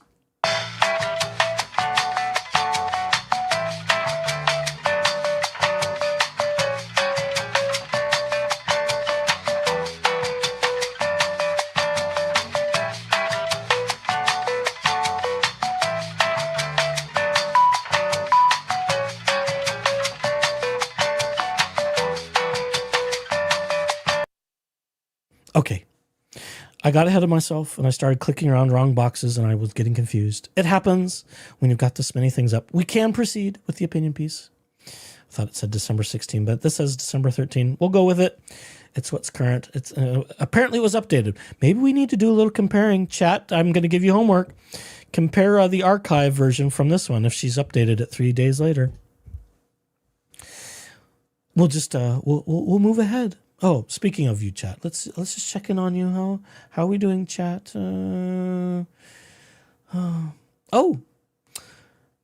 Caro Key says, not sure who needs to hear this, but my hubs is a corporate bankruptcy attorney. Oh, that's marvelous. He said the judgment against Laura from Clayton's case won't be erased. Yep, if anything, it will be a priority. I have said that very thing on my channel, And Big Tiff Dog. If you don't know Carol Key, Big Tiff Dog has a channel. She's part of our community here. She has been discussing the bankruptcy and financial portions of the case with not only Laura Owens, but her parents, Ron and Jan. So if you want to do a deep dive in there too and have your husband opine on that from a legal standpoint, that would be very fascinating, I think, for all of us here in the community. Let's see, they will most likely force her into a payment plan to pay back Clayton and his legal team. She will probably be forced to pay her attorneys as well. Yeah, I suspect so. Attorneys get kind of snarky about that. Let's see. Yes, you'd think Sarah's husband is paying super close attention. He has skin in the game with the refinancing of the house. Yeah, they both do. Both Christian and Sarah co-signed in one of those loans. And it was not a small loan. I wish they could block Laura from racking up more court cases and pushing her victims further into debt till she pays off the legal fees. Wouldn't that be nice? Wouldn't that be nice if they just, you reach a threshold of cases sitting on dockets and they label you a vexatious litigant and just shut everything down until they clear out the funnel? I never ask my husband legal questions, but I've been harassing him with all Laura and Storm. Oh, the poor man. Bless him. No, a lie is a lie, and she could have sex with another guy close in time and been doping HCG to get a positive pregnancy test. She could have been peeing on tests till she got positive to go to urgent care. Yeah. Positive to go to urgent care, probably. Yes, we need the husband on the chats. We would certainly welcome him. Absolutely. And if he wanted to make an appearance, I would bring him on. Absolutely. I've been thinking I need more guests, and I haven't pestered other members of the community.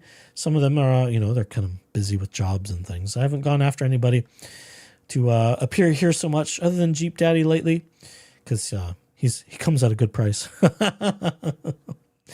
It's all fair. It's reciprocity.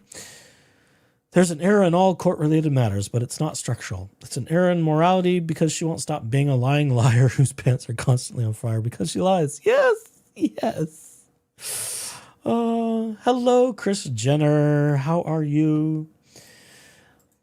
Let's see. SP3738. Is there a place online to see what her school years were like? Opinions from old friends and horse people commentary. Not yet. I have heard rumors there are some school people who have done some low-level talking to some other people. Perhaps the likes of which being people like Megan Fox. I don't know that for certain. There have not been many that have talked, but what we do know, and I think a lot of this comes from the Justice for Clayton Reddit, are other people in her past have talked about her being just an awful person even in her younger years. We do know that Laura went to a Catholic school, I think all by her lonesome. I think Sarah went somewhere else. I don't know that for sure, but that's what I understand. And what we do know is that the way she paints herself as being this shy introvert is not accurate. But we know Laura to be a master manipulator and fraud, so there is that. Imagine any other victims suffered so greatly in the dark that they fear her actions if they come forward. There's lots of them. There's plenty. There's at least 2 other men that we know of for sure. And there's probably even more than that. I would imagine that go back all the way to her teenage years. Maybe even before that. She may have even tried to commit some other, someone stole my dolly or whatever. We don't know, but I could see that happening. Some of this is learned behavior. Laura went to college online, so probably nothing on her qualities. That's right. She did online with the University of Pennsylvania, if I'm not mistaken, with allegedly a degree in organizational management or organizational systems, I think is what it was. It sounded like a very no-nonsense degree. Nothing interesting. It's like getting a psychology degree that you do nothing with. It's just sort of fill-in-the-blank degree. Oh, yes. All the good tips. Consider Connect. I hope Laura realizes that if you have autism, which she doesn't, and you do something criminal, then you become a prisoner with autism. Disabilities are not get-out-of-jail-free cards. But she hopes they are. Hi, Ajad. Welcome to the cubbyhole in the craziness. Oh, all right. Back to the article. We haven't gone very far. Take 2. Boop. When the story first hit Arizona news, it sounded like something dreamed up in a TV writer's room. Or maybe in a KGO radio room. perhaps? I don't know. A Phoenix woman, Laura Owens, not supposedly, faked a pregnancy. This is not supposed. It is a matter of law as determined by the ruling of Judge Mata and the upholding of that ruling in the Court of Appeals and the Supreme Court of Arizona. This is not supposedly a fake pregnancy. It was, as a matter of law, a fake pregnancy. Again, more evidence. LY words are always words we watch for. As Jack Fox has educated us on, make sure you join Jack Fox, Never True Word podcast on the YouTubes. He's brilliant. He has done some analysis of Laura, and I just generally like watching all of Jack's stuff. We learn things. We learn things about the words people use and what they could mean and how they may be trying to deceive you. So I've started learning from Jack's. I kind of wonder why Jack doesn't offer some kind of training seminar or materials, a book or something. You know, I'd go after all of it. If Jack were to have some kind of, I almost want to say like a professional credit in statement analysis, I'd be right there. I'd pay whatever it was. I'd pay a couple $100 to do it. I've seen other things for people like police and that kind of thing, which you usually have to have law enforcement credentials to take those. But I've looked at other things and considered doing them just as a matter of personal interest. I mean, I did study some criminal psychology, so I've got pieces of that. But Jack is, oh my gosh, he's just absolutely brilliant. And just taking a look at the words and highlighting them, all the words that stand out to him that his system and methodology says, this is a problem. It's reading between the lines without reading between the lines and the words that are just right there in plain text. It's amazing. Okay, let's try that again. A Phoenix woman, Laura Owens, supposedly fakes a pregnancy with former Bachelor lead Clayton Echard, files a paternity case, loses. Well, it wasn't just a loss; it was a bloodbath. And then, I love this, the dismissiveness. And then somehow ends up criminally indicted on 7 felony counts in May. Turned 14 felony counts a couple months later. See, we forget that part. I'm not sure why. Does she not believe she committed the other 7 too? Because some of them are identical to the first 7. There's a couple extra ones just for good variety.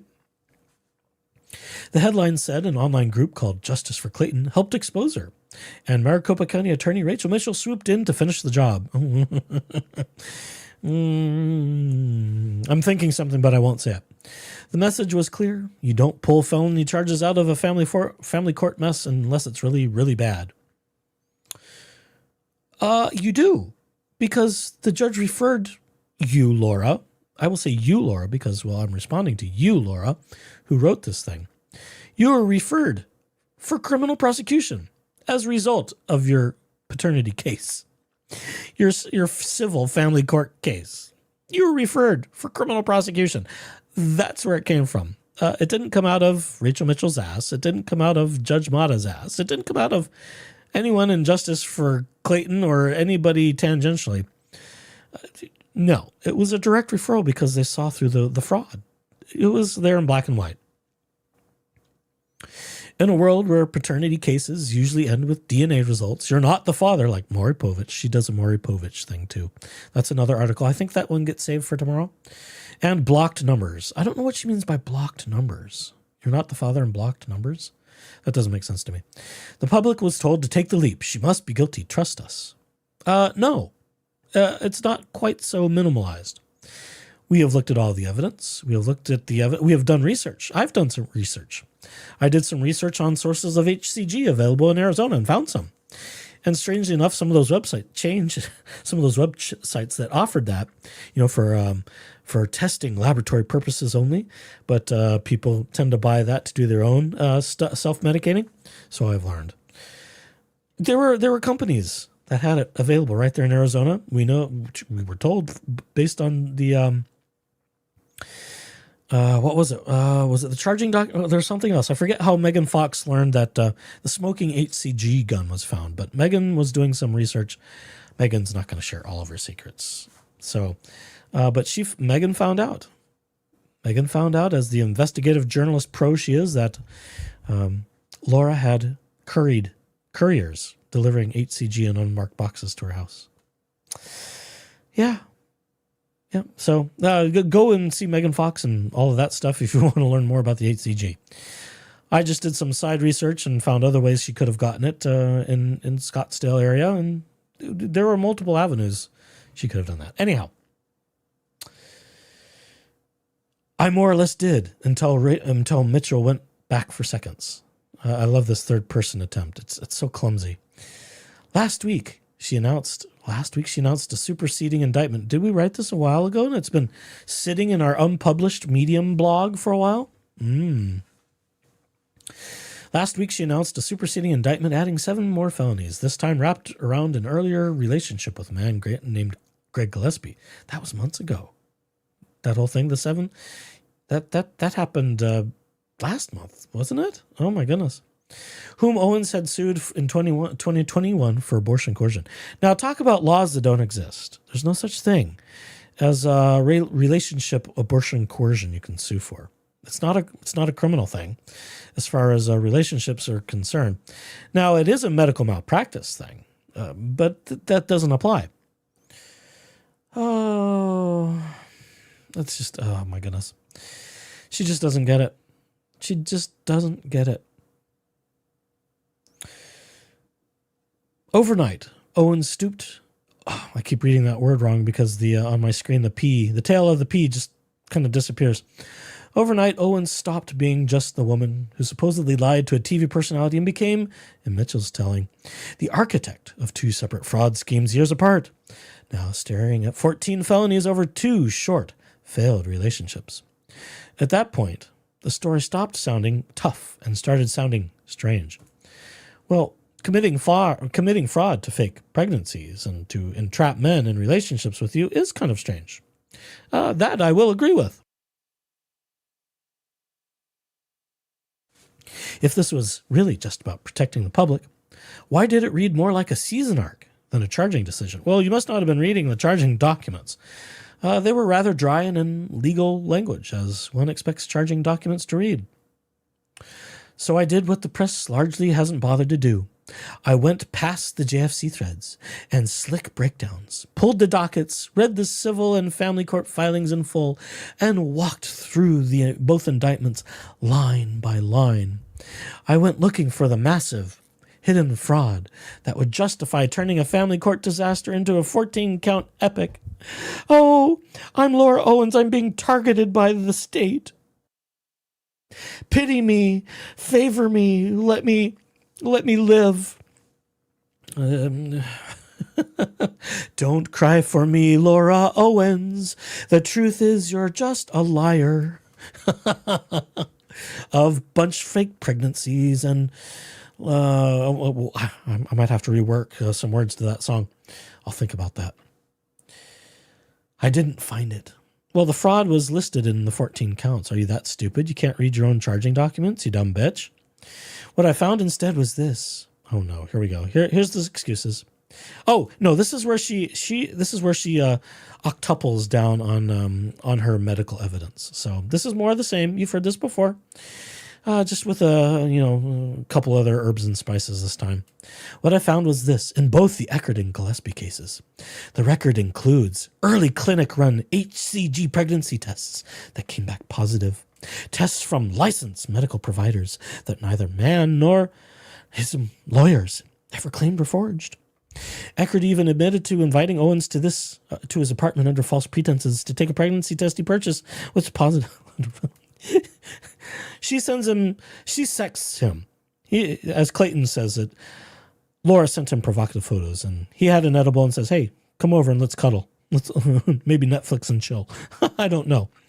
We don't quite know all the words. I don't care. I don't care what the words are. But allegedly, she sent him something sexy, and he kind of went with it. Hormonal men and taking edibles. Got to be careful, gentlemen. Be careful what you do under the influence, or you could be held liable. Had he stuck some things in other places, this could have been slightly different. But again, this is about Laura Owens faking things. I wonder if she faked an orgasm. Never mind. And long before Mitchell branded Owens a fraud, Arizona judges had also granted her a 2-year order of protection against Eckerd, which he contested twice and lost, expiring only last month, and 3 separate orders of protection against Gillespie, one still active. None of that shows up in Mitchell's press releases or in the national coverage that treated those releases as gospel. They're irrelevant because you committed fraud to get them. That's why. It is interesting to me in all of these articles that Mike has not been mentioned yet. So that may happen depending on whether or not she gets her way. I don't think she will. In rewriting the court transcript of Owens v. Maricini. So far, she's only talked about the two, Eckerd and Gillespie, which I find that interesting. Because, in our Fraud X talk, we try and rake Mike over, or excuse me. Yeah, is that right? Oh, my brain. Yikes. More coffee. In Owens v. Maricini, and in the Fraud X talk, which we'll talk about tomorrow with Jeep Daddy, she tries to paint Mike as just the most horrific, violent person on the planet, which we know is not true. And she didn't even bother to show up to court to even attempt to prove her case. I've got a disability. Oh, I've got ADA. Oh, I'm going to show up at a horse thing and claim ADA. Oh, I've got an 11th hour plus emergency and I'm never going to show up because I thought the court reporter wasn't going to be there. So instead of getting in trouble, I'm just going to claim of having a medical emergency, which again, we haven't seen any evidence of that either. And long before Mr. Brown, skipping, none of that shows up in the press releases or in the news coverage, blah, blah, blah, that treated that as gospel. Well, it is. We've got the facts. We've got all the facts with Owens v. Eckerd. Yet it is Owens, a 35-year-old autistic woman. See, we're going to use that a lot. We're going to try and victim grift. Lots of victim grievance apologetics here, who reportedly weighs in the 80s. With no prior criminal record. And we're going to also claim that we're innocent because we've never had a criminal past. So you're going to see lots of that in all these writings too. Who is now being treated as if she were running a high-end criminal racket. I wish I had that clip of her in the body cam footage of her saying, "They're treating me like I just murdered somebody." It's all from the same mind. Can you see how that works? Can you see it appearing here, folks? You should. If you've been following this for more than a day or two, this should all make perfect sense of who wrote it.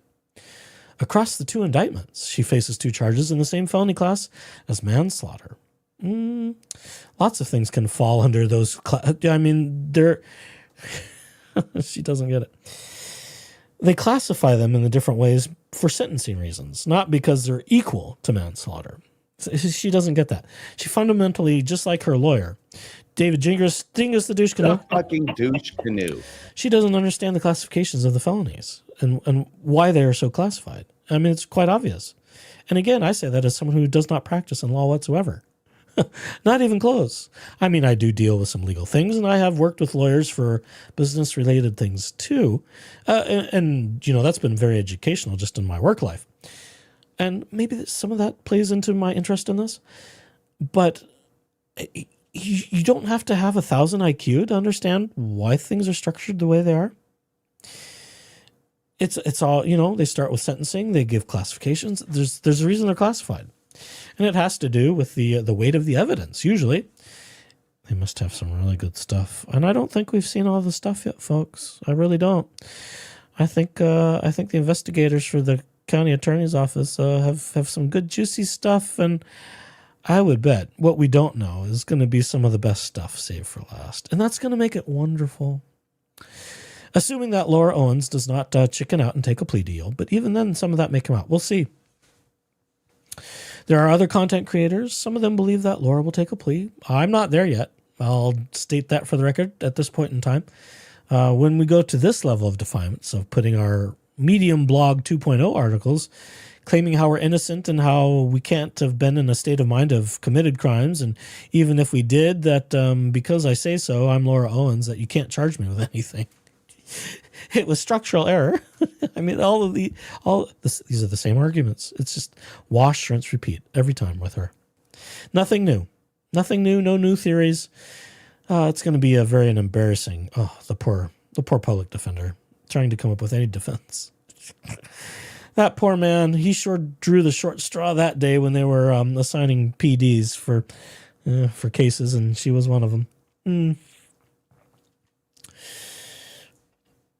On paper, let's see. She faces 2 felonies. Yeah, back to 5 perjury counts and a stack of additional felonies. Okay, that finishes that sentences. On paper, if a judge ever ran the maximum back to back, she could be looking at more than 60 years, effectively life in prison. Oh, boo-hoo. Over how she handled the worst months of her life. Well, you could have stopped it, Laura, but you doubled down every time. All she had to do was say, yeah. Because if you've seen the trial, and if you have not seen Owens v. Eckerd, go back and watch the court footage. As provided by Laura Knighty, who was running some of the court camera stuff, and other crew and the community. Let's just say the community, because it's not just justice for Clayton people anymore. This has grown far beyond that. It's justice for victims of Laura Owens now, of which there are numerous. Both relationships, business relationships, public relations. The Owens legacy is going to be the biggest shit show on the planet. It's just, it defies description. It just defies description. With Eckerd, she asked for, let's see. Oops, I went too far already. Neither man says she wanted his money, which I've already refuted because we know in Owens v. Eckerd, that was part of the initial petition. Neither claims physical injury. That doesn't matter. God, it's so close to a sovereign citizen. Where's the injured party? Where's the injured party? There's not a crime if there's not an injured party. She is so close. It's insane. Oh, that would just tickle me if she goes full soft sit. Oh, I watch way too much of that stuff, and I just love it. I especially love it watching them a soft sit in their car, getting their window broken in and tased. Which Laura was treated with such kid gloves during the police raid on the casita. She didn't get tased. I think she heard it, but that's just my opinion. They were being very gentle with her, and they were being super professional with her aged, decrepit father. So she got more than she deserved. With Eckerd, she asked for a parenting plan, not a payout. Not true. With Gillespie, she once proposed that any judgment in the civil case go to charity, not herself. So what? It didn't happen. You couldn't prove it even if it had. In their own telling, she was chasing connection, not cash. Well, I say that's bullshit because I'm sure she's aware of the financial difficulties of the family. She's been trying to grift on self-help podcasts. She tried to grift on being a country singer.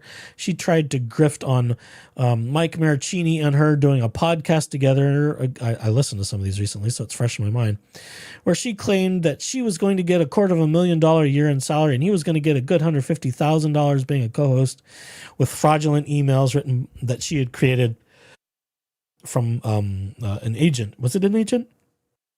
David Katz. Whatever his connection was, KGO radio representation, whatever it was. She was impersonating someone there too.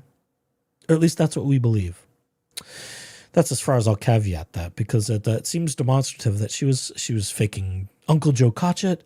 That seems like a criminal move. She was faking David Katz. She was faking other people, trying to convince Mike Maricini that he was going to be a radio star himself. Just like her, because she's her daddy's daughter and she wants to do radio and be famous. Oh, and have all these famous people and then, get comped food at House of Prime Rib or whatever it was. That's my other theory is, I'll talk more about more family theories as I think about them because I haven't laid all my cards out on the table. All of the family was co-opting what little fame dad could suckle off of by having famous people, presidential hopefuls and other celebrities and other political prominent figures. We use that energy from those orbits to have not a huge career. Ron Owens was not Howard Stern on the FM dial, but he was an upper echelon in the AM dial in San Francisco. So he had a certain level of notoriety, but he was not a high star. He was no national syndicated name. I don't believe his show was syndicated. I would need to do just a little more research to confirm that, but I don't believe it was syndicated. I don't believe he was broadcast across a wide network all over the planet or even across the U.S. I never heard of Ron Owens until this story. And I listened to AM talk radio, even conservative talk radio, fairly religiously for many decades when Ron would have been on the air. Never once heard of him.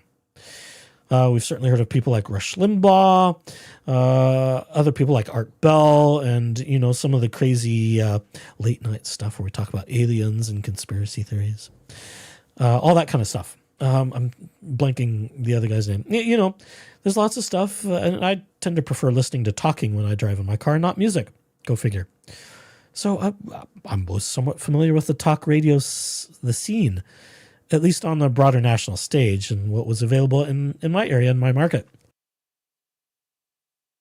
So they tried to become famous. They wanted to be famous. They wanted to be royal famous, you know, sort of like Hollywood elites, but from radio. They weren't that famous, but they tried to suckle off every advantage they could from Ron's connections at the station and his position and what little prominence he did have. And while I'm stopped, because I'm stopped as I'm wont to do, talking about theories, I'm not convinced that Ron had quite the heavy salary he did. Some people say, well, they lost all the money in his gambling addiction. People closer to the Owens family said the gambling addiction thing wasn't quite as big as some were trying to make it out to be. He had some issues. It wasn't an ongoing thing. But I believe Ron did not make quite the salary he claimed. I think that was a media stunt to try and pad the equitability in KGO radio, especially as they were transitioning. So fame, Ron Owens is making over $1 million in a salary. He's just the biggest guy ever. I think it was padded. And I think that's what set them off on the wrong financial foot for all of their loans and why they've got decades of poor financial decisions that have led to the Owens family bankruptcy. Fundamentally, it's this. The Owens family, starting at the top, starting with mom and dad, have been committing, shall we say, low-level fraud from the very beginning. Fraud celebrity status, fraud everything, fraud marketing. It was all trumped up stuff for publicity, for notoriety, to try and make them out to be bigger than they were. And they tried to use all of those advantages as much as they could. I'm sure they got comped food everywhere they went, which is why they went out so much. They may not have gotten comped food everywhere, but I will bet you dollars to donuts that they tried everything they could to get free food everywhere they went, which is why they went to places famous people go to in San Francisco, things like that. House of Prime Rib. Oh, yeah, hey, the famous Ron Owens is here. Would you like to pick up their tab? Maybe it happened. Maybe it didn't.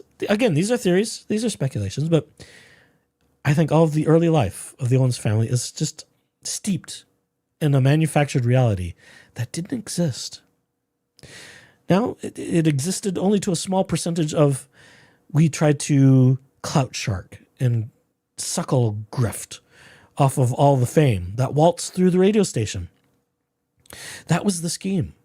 Oh, hey, Ron just met this person that he had an interview. Let's see if we can suckle off them. Sort of like how Lynette Preston is trying to, the whole Hales thing, right? Lynette Preston trying to suckle off Jeremy Hales, trying to become sort of wealthy off of his success. And, you know, people do that kind of grift where they try and get fame and money and notoriety, just trying to be in the same orbit as people higher than them in social status. I think that's what Ron Owens, and I think that's what Jan Black, and thusly the daughters thereby, I think that's what they did. I think that's how all of this has come to be. And the daughters picked up on, well, if you want to get anywhere in life, you've got to cuddle up to these kinds of people and, you know, hold them to the fire if they try and wiggle loose. I think that's where Laura Owens learned it. She learned it from her mother's schemes with dad's schemes with the radio station. I think it's all trickle down behavior. All right, that's enough of that digression. Continuing on. Maybe I'll only do 2 today. We're getting close to 2 hours, and that's kind of my max. So there, we'll see how far we get. This might be the 12 days of Christmas with Laura Owens and her Medium 2.0 blog articles. That may be what this turns into. If I can only get through 2 a day, then this is going to take some time. All right, carrying on. Let's see. You can believe she was never pregnant. You can believe she was. Or you can sit uneasily in the middle, which there is no one in the middle. And I doubt there's anyone other than her, David Gingras, and her family that sits on the side that she was pregnant. If anyone does believe she's pregnant, chat people in the comments, replay crew, go ahead and type in your little box if you think Laura Owens was ever pregnant. I am not one who believes that, and most of us content creators in this who have looked over all the documents, all the footage, all the things, all the evidence, no one in their right mind could ever believe she was ever pregnant by anyone, ever. Ever. Ever. It's just too nonsensical. All of the circumstances behind all of her pregnancies are just farcical. Okay. And the question still doesn't go away. How did a woman the state itself effectively paints as desperate for relationships wind up charged like someone who killed two people? No. Well, that's not true at all.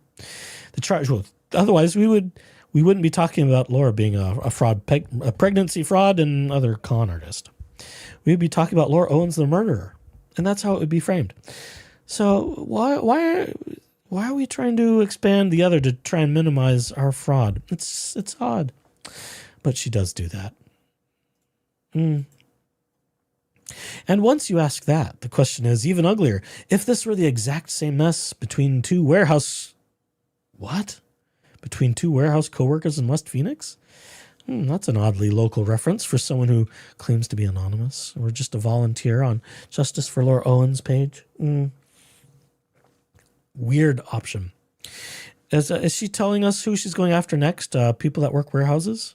No Bachelor lead, no built-in fan base, no Reddit vigilantes. Is there any chance Rachel Mitchell would have sent a tactical team through a front door, assigned a special crimes prosecutor, and stretched two chaotic relationships into 14 felony saga in a county where more than 13,000 violent crimes a year, most of them unresolved? Oh, God, this entitled bitch. Oh, my God. Oh, my God, she thinks she is so privileged. This is outrageous. Yes, Laura, they would. And let me tell you something else. On some of those other crimes, things like drug charges, people that traffic drugs, people that traffic people, they will show up with a SWAT team there too, just as they did with you. It depends on the circumstances.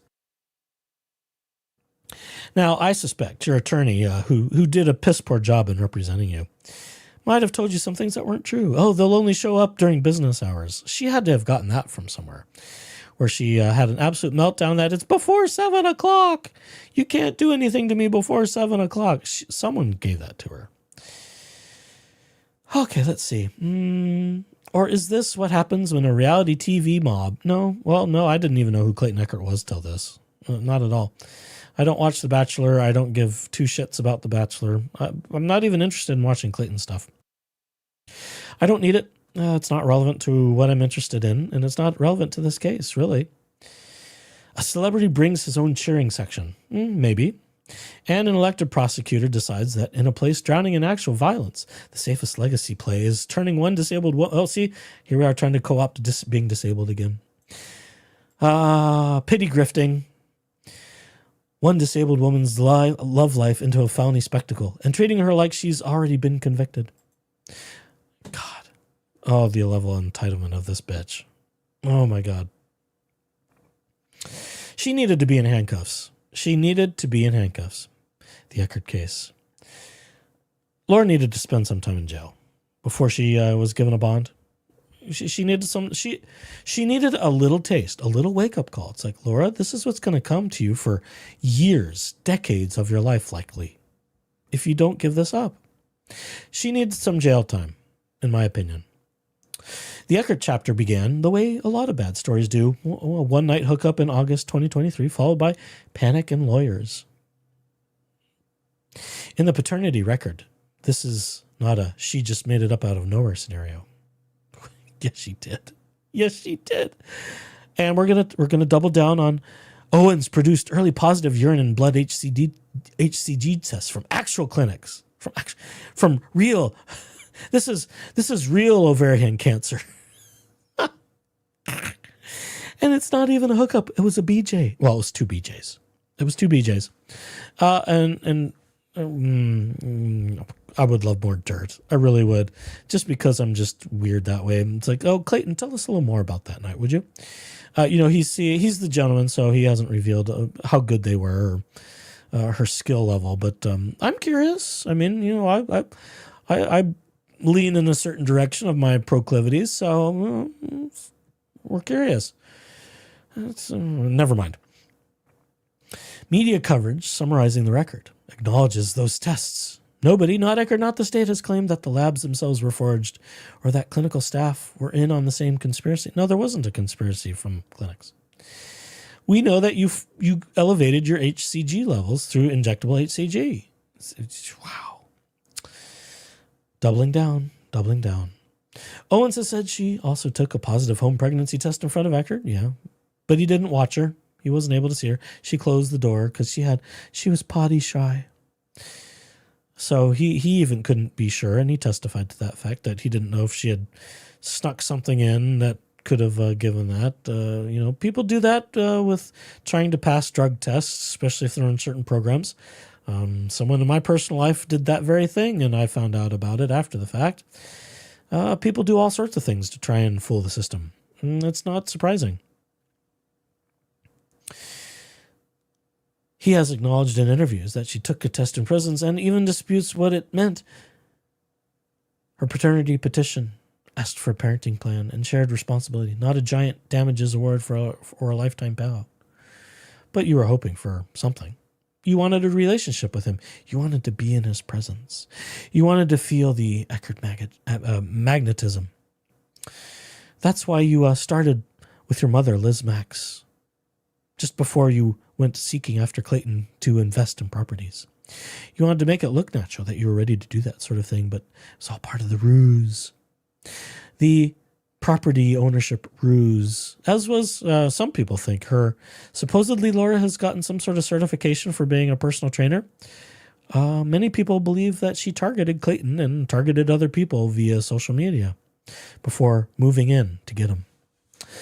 Months later, she told the court she had miscarried and moved to dismiss her own paternity case.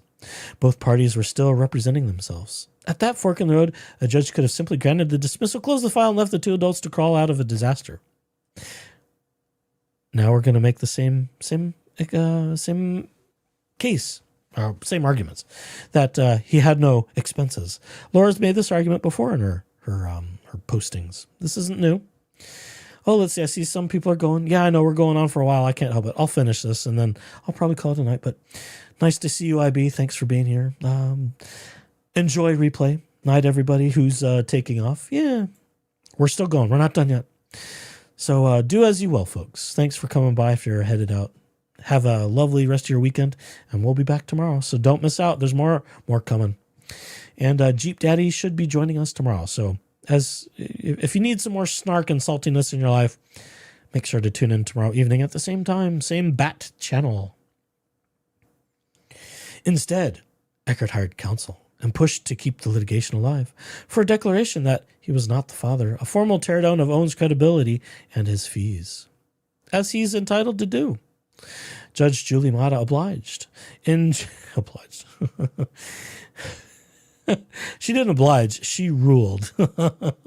In June 2024, she issued a scathing ruling finding Laura Owens, I'll just add words, Owens' claims not grounded in, we missed it. It's not grounded in law or fact. That's what the judge ruled. Ordering her to pay roughly $149,000 Eckert's fees and referring her to the Maricopa County Attorney's Office for possible perjury and tampering evidence over an ultrasound image and video she shared privately, not as court exhibits. We heard her say this. Well, that was to a content creator, not the court. That was in her own testimony. So this is more evidence that Laura Owens herself wrote this. That referral, plus a growing online campaign, is what turned a collapsed paternity case into a criminal file. No, it's your actions that turned a collapsed paternity case into a criminal file. You had a way out, but you chose not to take it because you want to pretend to be the victim. And you want the rest of the world to believe it too. But we don't, because you're a fraud and you're a lying bitch. From paternity case to fandom campaign. Eckert did not walk into this as a universally beloved figure. Oh, we're going to get into the stuff she's sort of the low-level defamation she's called Clayton. His season of The Bachelor was widely criticized. One recap famously asked whether he was the biggest F-boy in Bachelor history. Laura's ragged on that. We've heard her say that before. His public brand was guy who humiliated women on television, not model citizen. See, this is more Clayton character assassination because Laura's still butthurt she lost. Tough shit. And then you forced it to appeal, so twice. So now you owe him nearly $200,000. So that's on you, you dumb bitch. Owens' paternity petition handed him something much better. Something much better. A redemption role. In his retelling on podcasts and reality spin-offs, he became the nearly ruined man targeted by a woman who would supposedly say anything. A storyline he has repeated so often that the litigation now functions as season 2 of his media life rather than a one-off court case.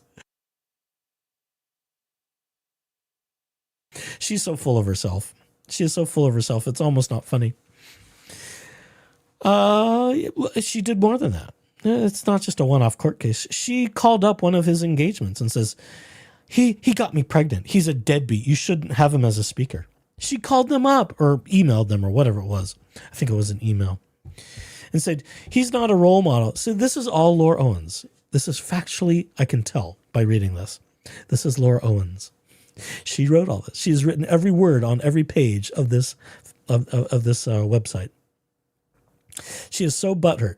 At some point, she's going to be butthurt about content creators and some of these. I'm sure of it. Let's see. Around that storyline, a cottage industry grew. Oh, I'm not getting anything out of this. This is still an unmonetized channel. Boohoo. Under the Justice for Clayton banner, accounts sprang up on X, Instagram, Reddit, and YouTube. Oh, no. Along with dedicated sites for the cause. Yeah, places where we like victims of LauraOwens.com. Volo, as we affectionately call it. Also, all the best research and timelines, Hay Bale's webpage and Substacks and all those good things, where you can find not just opinions, not just apologetic bullshit like this trash that Laura Owens has written for her own webpage that she's trying to pretend to be anonymous in. Facts and evidence and images of tweets and voicemails and messages and iMessages and captures of Medium blogs and video footage and so on and so on. This has probably been one of the most publicly community grassroots documented court cases I think I've ever encountered. Not that I've been doing this very long. I've been watching it for a long time, but this is new. Well, a year and a half for me, we've been on this case. But the amount of community involvement over this lying bitch to prevent other lying bitches from doing the same, quite frankly, has rallied the world because this kind of deception is not good for society. She doesn't get that. Laura thinks everything, it's just a personal attack on me. She doesn't understand because she wants to be the victim. They do not read like casual fan pages. Why would they? Because this is very real crime, very real laws, very real people being harmed by you, Laura Michelle Owens. Yeah, I know you don't think you harm them because, well, you've got some problems with the wiring in your head, among other things. And you've been coddled and given entitlements by your lazy parenting parents that you can get away with anything if you just pull the right strings, manipulate the right people, tell the right lies to the right places. But it's all falling apart. The dominoes are falling.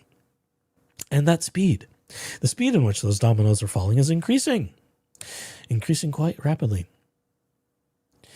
They read like an organized project to turn one woman into a permanent villain. Multi-page wikis cataloging the Laura Owens court cases, like Volo, victims of LauraOwens.com. Curated timelines of every filing, links to fundraisers for the men. Yes, and we've shared those links. Oh, you know what? Oh, golly. Hang on just a second. Just piss some people off. Where did I put them? There we are. Can I do them both? No, I can't. That one's a QR link for Mike Maricini's GoFundMe. If I switch to that one, that's the Give, Send, Go for Greg Gillespie. I could just sit here all night and toggle between them, and you could, if you felt generous, you could give money to them. They are still paying off their court fees. It's kind of wild. Greg has a few $100,000 in court fees for his first round fighting the psychotic bitch, Laura Owens. If you're feeling generous, if you have some left over from your holiday merriment and Christmas merriment making, be generous. Help these men out, by all means. Maybe I'll leave some up longer. I can only do one at a time, unfortunately, unless I were to load it up some other weird way. But I don't know how to do that yet. So we'll just leave it at that. Count spring update. Where did I stop? Oh, I hate it when I lose my place. They read like an organized project to turn one woman into a permanent villain. Well, you are, and it's your own doing. You can change your behavior.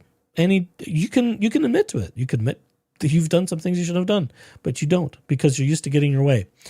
Multi-page wikis cataloging the Laura Owens court cases, curated timelines of every filing, links to fundraisers for the men, the whole playlist monetized commentary.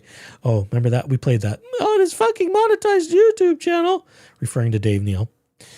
Monetized commentary content breaking down her medical records, text messages, and court appearances episode by episode. Even if I get monetized, it's not going to give me much. Maybe I could buy a lollipop every few months, but that's about it. In the comment sections, strangers who have never met Owens vote on whether a new filing makes her a monster, a predator, or a pathological liar. You don't have to know you personally, Laura, to figure those things out. That's a bizarre thing. You can't have opinions about me if you don't know me personally. Strange bitch. Her life is treated as content to be refreshed, not a reality to be lived in. That's your choice. You chose to carry on this charade. So, you get to like it or lump it, as my grandmother would say in good British fashion. The fixation hasn't stayed online. Supporters trade court dates, travel to hearings. Oh no, the public is showing up to public things with the public court system. Oh no. Live post from the hallway and treat routine status conferences like fan conventions. They haven't been that jovial, have they? Have I been missing out? Do people show up in red sweaters and mock Laura Owens in the courtroom? Oh, that would be funny. You shouldn't do that, by the way. Whenever you're in court, always be professional. Always be well-behaved. Unlike Laura Owens, money is raised to buy police body cam footage and obtain records. Yes. The resulting clips are chopped into reaction videos and passed around for sport. Well, I had a good time. Was it sport? No, I'm not very good at athletics or sport, quite frankly.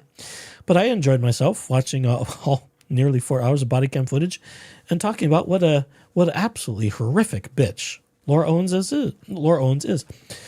It's why is that a surprise? If you're going to behave like that and it's going to be caught on camera, what do you expect?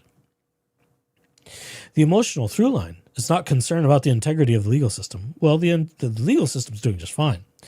In spite of David Gingras trying to engage in malpractice, in my opinion, to try and find a loophole or technicality in which to get your crimes and schemes and artifices thrown out. But they failed, so it doesn't matter. And he's, of course, as those of us who have been involved in this know, David Gingras is facing lots of problems with the Arizona bar, and I think that's why he's in holiday mode. He may not be in practice much longer. We shall see. It is hostility toward a single woman who, in this universe, has stopped being a person altogether and became a hated character they feel entitled to drag from platform to platform. Well, then don't commit crimes, you stupid bitch. It's that simple. Just like there's stupid bitches who pretend to be sovereign citizens or Moorish Americans or living on the land and soil or whatever their thing is. If you're going to commit crime, it's going to catch up to you eventually. You haven't figured that out, Laura? Eventually, the campaign stopped just talking about prosecution and started trying to engineer it. No, it wasn't engineered. It was fully recognized by the county prosecutor.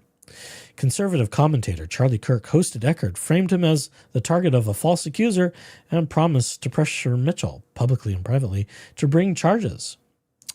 Well, it didn't stop at Charlie Kirk. Once we had a ruling by the trial court for the paternity case, it became a letter writing. Well, not just a ruling, but a referral for criminal prosecution. It is in the best interest of the public to talk to their elected officials about things that concern them. And a crazy woman running around committing pregnancy, abortion, coercion, frauds, and other relationship schemes and artifices to ensnare and entrap men into relationships, and perhaps not just with the intent on having a relationship, but maybe squeezing them for money or making them somehow dependent on Laura Owens and the Owens family so that they can get money out of them in some fashion, as is what happened with Mike Maricini and all of that stuff. So It's multi-layered. It's not just cut and dry. Pressure Michelle publicly to bring charges. Yes, JFC members circulated letter templates urging Maricopa County Attorney Rachel Mitchell to indict Owens. Oh, it wasn't just a template. There was a basic form that Megan Fox shared, but everyone was encouraged to write things in their own words. Don't just cut and paste. Which apparently people from around the world sent them letters, urging, pleading, maybe even begging. I don't know. I haven't read any letters. That Rachel Mitchell do something about this scheming woman trying to be a clout shark, trying to be a famous clout shark, trying to clout shark off Clayton Echard and everyone else she could suckle off of. It was time to put some teeth into the legal process with everything Laura Owens had been up to for the last, I estimate about 14 years. More than just 10. I estimate a good 14 years. And just days after Judge Mata's referral, photographs circulated of Mitchell smiling beside a Justice for Clayton supporter holding one of those letters calling for Owens' prosecution. A picture JFC accounts themselves promoted as proof their effort was paying off. So what? Imagine if we had that kind of smarts when O.J. Simpson happened. Things might have turned out differently. Most prosecutors, confronted with that level of organized fandom and personal animus toward a single defendant, make a point of saying they don't take charging requests from online mobs. It's not about online mobs. It's about concerned citizens of the public wanting the judicial system and law enforcement to do what they're supposed to do. It's just like calling a noisy neighbor into the police, someone who's keeping you awake all night. Which is why once we get to the bottom of this, I'm going to call it a night because we will dribble into quiet hours if I go on too much longer. Calling in a noise complaint. You are entitled. You are, as Laura Owens did every time someone upset her. She would call law enforcement on Clayton Echard for appearing on an Instagram reel with other men and making wild, spurious claims that he's violating his protective order. And they found no wrongdoing. Things like that. Laura Owens seems to think that the entire legislative, judicial, law enforcement system belongs to her, and only she controls it. It's bizarre. The level of entitlement is just it's a level I don't think I've ever seen before. I've seen close things with nutty content creators getting arrested. That's fun stuff to watch. Most prosecutors confronted with that level of organized fandom and personal. We read that. Sorry. Mitchell just didn't ignore the line. She stepped over it. Now we're going to accuse Rachel Mitchell of wrongdoing because Laura Owens has nothing more than character assassinations anymore. Then let the same ecosystem that hounded Owens for months serve as her loudest cheering section. The public is entitled to opine and to weigh in on issues of public safety and concern. And your behavior, Laura Owens, is of public safety and concern. Now, luckily, you haven't committed violent physical crimes. I wouldn't put it past you, though. Maybe I better not go any further than that. Because we've seen how you like to get in people's faces and flip off police who, had you been any other demographic other than an entitled white bitch, you might have been tased and put in handcuffs and hauled off to jail. I see that all the time on crime videos. So you didn't have that happen. I thought they treated you way too gently. I could see you even being hobbled. Maybe it's a fantasy, maybe not. I can neither confirm nor deny. Next section. A SWAT-style raid over pregnancy fraud. Yeah. It's not specifically pregnancy fraud. It's just fraud through which the mechanisms involved pregnancy. Rather than quietly assigning a line prosecutor to review transcripts and medical records, Mitchell handed the file to Ed Leiter, a senior special crimes attorney whose usual portfolio includes terrorism, gangs, and organized crime.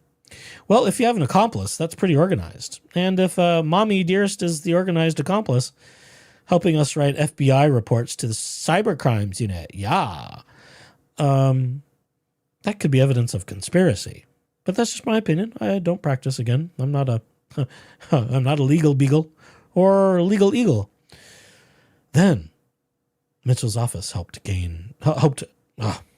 I bumbled it again. That's terrible. Then Mitchell's office helped green light a pre-dawn tactical raid on the Owens family home. Oh no. How dare they show up before 7 o'clock? Oh no. How dare they wait for you to spoliate evidence and tell you they're coming so you can spoliate evidence? Oh dear, how dare they not let you do that? On January 29, 2025, Scottsdale Special Assignments Unit, its tactical SWAT arm, executed a pre-dawn warrant on the Owens property. According to publicly available Scottsdale PD documents, 16 officers were deployed. Something like that. Inside the main house were Owens' elderly parents, including her 80-year-old father. Oh, here we go. We're gonna clout Shark Daddy, National Radio Hall of Fame inductee Ron Owens, who has lived with Parkinson's. Oh, pity him too. Pity grift his. I'm surprised we don't plug the GoFundMe right here. Who has lived with Parkinson's disease for decades. Owens herself. Oh, now we're going to pity grift on herself. Autistic, underweight, and with no criminal record, was in a small detached guest casita. It was the pool house. Nothing in the police paperwork indicates weapons, violence, or any threat to officer safety from anyone on the property. They don't know that. They don't know if you have weapons. That's bullshit. That's definitely bullshit. Bullshit! There we go. Got so many buttons I have to toggle between pages. Measured against standard law enforcement practice. You have no business talking about standard law enforcement practice. This was an extreme choice. Not necessarily. Agencies, including Scottsdale PD, in their own public materials, state that tactical units are reserved for situations involving armed subjects, barricades, violent felonies, or imminent threats to life. Well, she did kind of barricade herself inside the casita for a little while until they drug her out by the wrists. Very gently, I might add. As you recall, those of you who've seen the body cam footage, she was, I'm not coming out. I don't even feel safe opening the screen. Laura, we can break down the door and drag you out, which they almost did. That's a pity they didn't. That would have just added even more entertainment factor for us. But they got her to open, well, they just kind of pulled her out. With her attorney, David Gingras, on my phone. This is my attorney, David Gingras. It's David Gingras. She repeats herself a lot. And he tells her, if they're there, you need to do what they say. That was the best advice he ever gave her. It's probably the only time it ever happened. He didn't offer her much good advice after the fact, or before the fact, for that matter. None of these conditions appear anywhere in the reporting for this case. If investigators wanted documents, phones, or medical records, they could have obtained them through less intrusive means. Yeah, so Laura Owens could have a daytime knock and talk, a scheduled search, a subpoena, a deuces take home, or even simply requesting voluntary production. All are routine and white-collar and family court adjacent investigations. Yes, Laura wanted notice so that she could spoliate evidence. That's my opinion. And I've said it before. I said it when we were talking about the body cam footage. Instead, the county's most forceful option was chosen, and the consequences quickly left the justice system and entered the content economy. No, not exactly. But she did have a hissy fit, remember? The group that's harassing me is going to get this. Body cam footage of the raid obtained through a paid public records request, crowdfunded by a Justice for Clayton creator. Shout out to Schnitzel Ninja for spearheading that effort. That cost about $600. Shows the 16 officer stack in full tactical gear, shouting commands and threatening to breach the door because she was refusing to come out. When you refuse to come out, they do things. They will break windows. They will force doors. They will drag you out by your ankles or whatever else. Whatever they can grab a hold of, they will drag you and take you to the ground. Oh, it's a shame we didn't get to see some of that. She would have deserved it, in my opinion. When officers pull Owens into the hallway, she panics, swears, and pleads with them not to wake or drag her disabled father out of bed.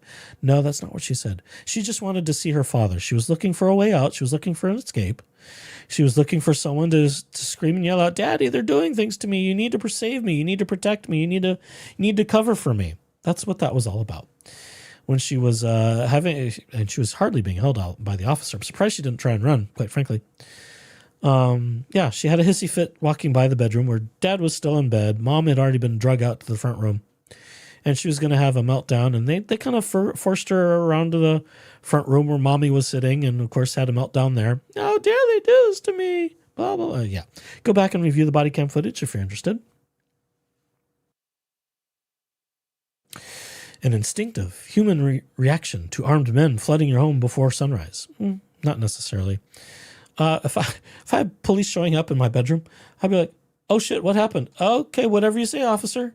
You don't mind if I put a couple pairs of clothes on, do you?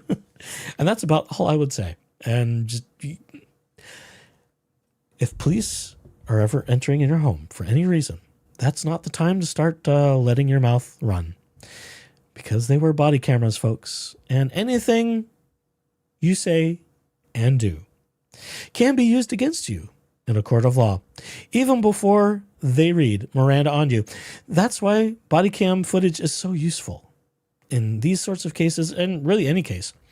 The more video footage you have, the better off you are at proving the case.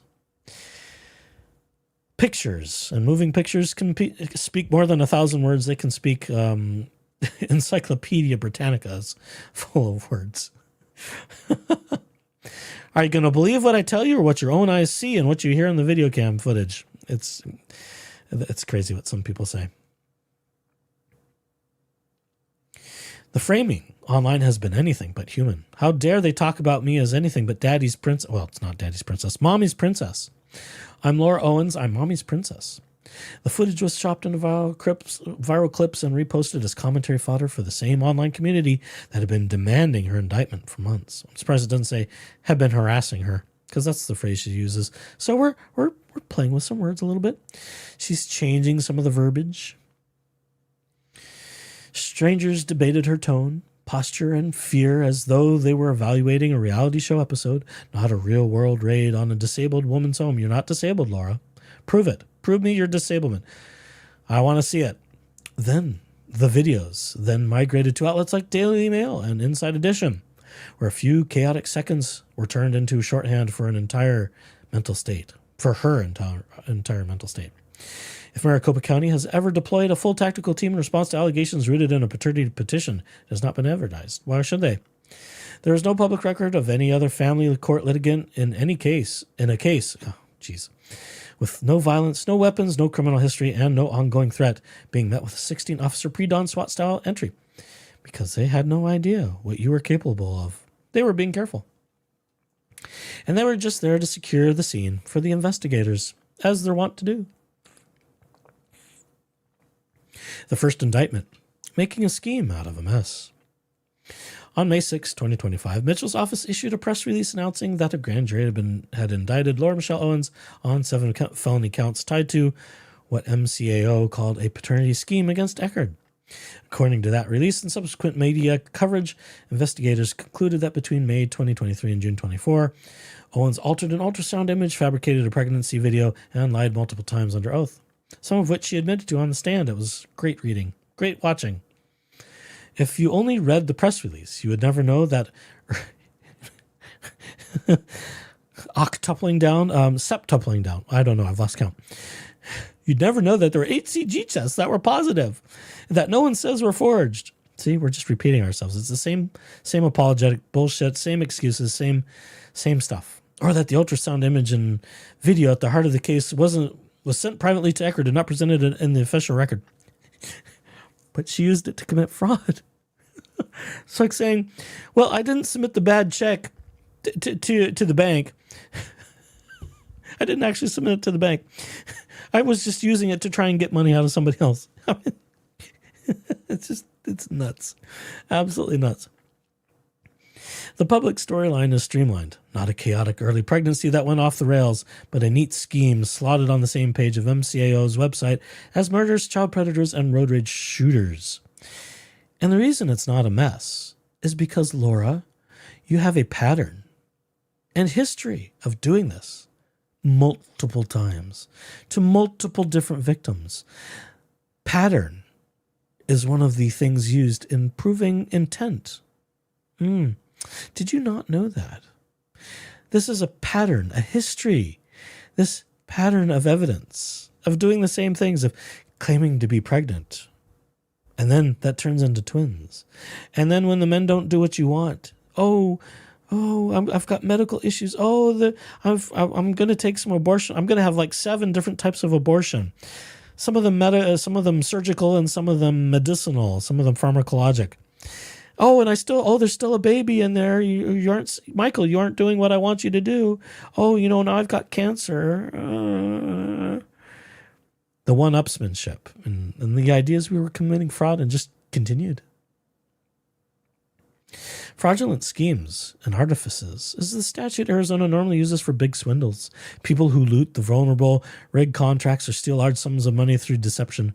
Perjury is technically a class 4 felony, but in practice is almost never charged because the system would collapse if every fuzzy memory, exaggeration, or contradiction turned into its own criminal case.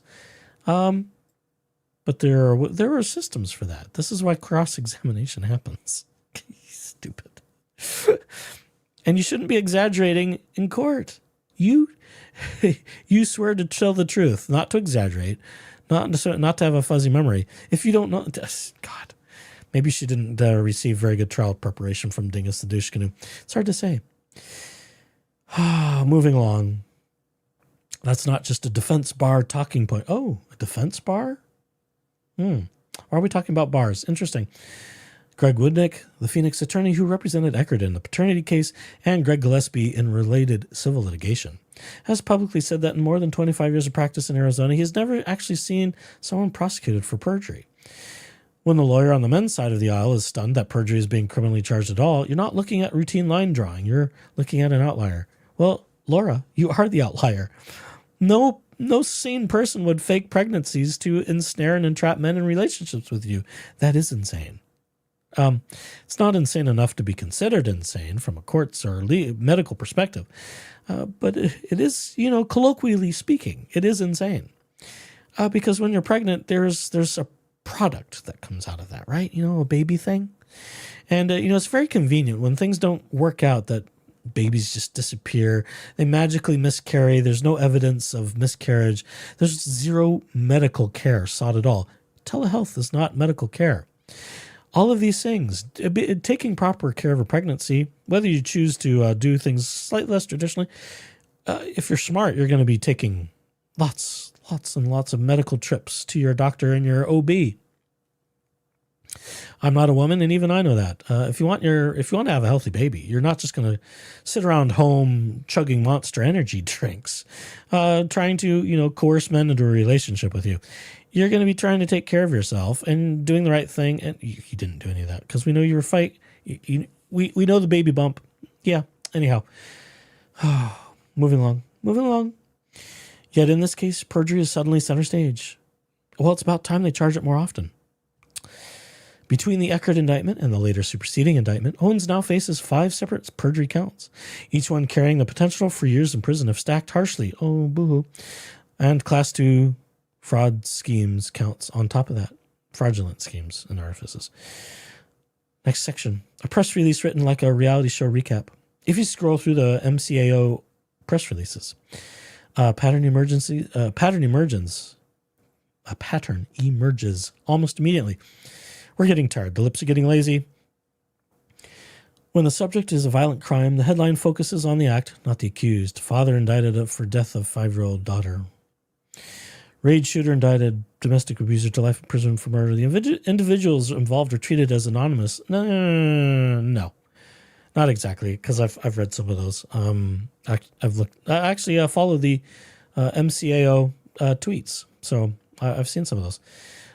What they do in press releases and what they do in social media, they're not going to be quite the same things. Social media obviously needs to be more brief because that's the style. The individuals involved are treated as anonymous until later in the text.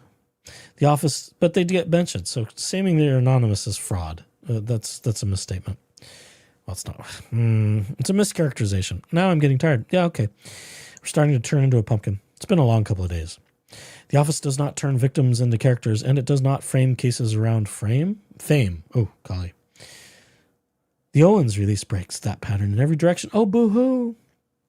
Because this is so extraordinary that a woman would be stupid enough to fake pregnancies to entrap men and have a history of decades of doing, well, at least a decade doing so. It is an outlier. It's outlandish that it needs to be so obvious that someone's pulling a fast one. The headline is not about what allegedly happened. It is her name. Laura Owens indicted on fraud charges. Well, that's factually what happened. You weren't allegedly not pregnant. Well, because court of law found that you were lying anyhow. Her full name is repeated in the first sentence. And then, in a departure from the usual template, the press release elevates the opposing party as not as an alleged victim or man, but explicitly as a former contestant on the television program, The Bachelor Clayton Deckard. Because, well, guess who else has tried to clout shark by saying, I was gotten pregnant by The Bachelor. I was pregnant by Bachelor Clayton Deckard. And so on and so forth. There was lots of that. Laura Owens did it herself, just as she's doing it again here. She's still doing it, even in third party. And here's the part that makes the deviation impossible to shrug off as a coincidence. Since Rachel Mitchell was sworn in on January 6, 2025, not a single other press release reviewed from her administration has used an individual defendant's full name in the headline. Oh, boo-hoo, so what? Tough shit. Just as striking. See, this is more grievance. Airing of grievances. Just as striking, Owens is the only defendant during Mitchell's tenure to receive two press releases, one for the original indictment and another for the superseding indictment. I don't know that. I would have to review that. I'm not going to take that as fact. Because if more felony charges, it's not often. It's not often they start with a set of felonies and add to it. So that would have to be reviewed rather specifically to see if other criminal defendants started off with a certain collection of felonies to which they added more on top of that after they did more investigating. I imagine it does happen. They find a criminal doing one thing and then they find a history of that. And it could be preceding history. So I don't believe that's a true statement. But of course it's Laura Owens writing it, so why would it be true? Even in cases involving a child's death, sexual exploitation of minors, or serious violence, there's no doubt. There's no double announcement treatment. Those cases get one release written in generic terms with no attempt to create a headline character. Well, guess what, Laura? You're special in this regard. You should like that. You get special treatment now. Oh, isn't that nice? But in a case that began with paternity action, Mitchell's office not only broke its own naming convention, it framed the entire release around a reality TV personality. Well, and a horse-loving podcaster named Laura Owens. It is the only instance in which MCAO ever named a celebrity as the anchor point of a criminal charging document, because not many celebrities are having women faking pregnancies and naming them. Not in homicide cases, not in child. It's irrelevant. They're not the same thing. Only her. Oh, they're trying to make an example out of you, Laura. Haven't you figured that out? Not very bright, are we? The second indictment. Rewriting the Gillespie story. 6 months after the Eckert charges, Mitchell's office went back to the well. On November 6, 2025, MCAO announced a superseding indictment tied to a different brief relationship from 2021 with a man named Greg Gillespie. The official release is titled Laura Owens indicted on additional felony charges and opens by describing. There's punctuation missing there. I think we're missing some stuff. Gillespie as a second victim of a false pregnancy. Oh, maybe that's a continuation. We've added an extra paragraph. According to MCO's summary, he went on a few dates with Owens, decided not to continue, and she fabricated pregnancy using falsified documents. True. The charges include another Class 2 fraudulent schemes count, perjury, identity theft, forgery, and theft by extortion, accused of crime. Something like that. If you stop reading there, you would never know what is in the court filings from Owens v. Gillespie. Well, because it's not about the crimes you've committed. A civil action she brought 2021. See, we're victim grifting. We're victim grifting. Abortion, coercion, and related claims. In that case, Owens submitted documentation of positive urine. See, the same thing. It's funny how she says all of this is new with Clayton, and then we go back in time to try and explain it, and it's the same stuff. Positive urine pregnancy test from a major clinic. Nothing in the public record suggests that Gillespie's side ever seriously contested that. Another conditional words, seriously. I'll bet they did. The dispute was about what happened next, about whether he encouraged or pressured her to terminate. Doesn't matter. Within the relationship, it's not coercion. It's a request. None of that context appears in the announcement. Boo-hoo, Laura Owens wants to be a victim. Owens is framed twice over as a woman who lied about pregnancy and spun out a scheme. Because you did. Her protective orders granted by Arizona judges after hearings are erased. Criminalizing private drama and catfishing. One of the more striking features of the superseding indictment is how much of the alleged wrongdoing appears to involve private communications, documents, and messages Owens allegedly sent directly to Gillespie or others, rather than anything she filed with a court or used to pry money out of a bank. Because actions go more than just what you submit to the court, you stupid bitch. If you engage in fraud with somebody, you don't submit it to the court first, you stupid bitch. That raises a hard question. If sending embellished or misleading documents to a romantic partner is now identity theft, forgery, or fraudulent schemes, where exactly is the line? Well, the line is that you used documents that were not your own. You took other documents, you changed them, and you tried to pass them off as your own. That's called fraud. That's called medical fraud. This woman. Catfishing, people misrepresenting themselves online to romantic targets using altered images, invented jobs, or fake medical stories is hardly rare. See, now we're going to try and dismiss it. That's a very dismissive phrase. Yikes. It is ugly and often cruel, but Arizona has not historically treated every manipulative dating lie as a felony, much less as a Class 2 fraud scheme. That's because not many of them make it to court. If more of them were criminally prosecuted, they probably would. The real difference here is who the target is and how much public energy is available to reward a prosecution. Prosecutors like slam dunks. And this one's a slam dunk, whether you like it or not. Paternity law was never meant to be a felony trap. Oh, God. What's this? I haven't pre-read some of this. Under Arizona law, what Owens did in 23 is not only legal. We're excusing it. Committing fraud is legal for Laura Owens. It's expressly anticipated.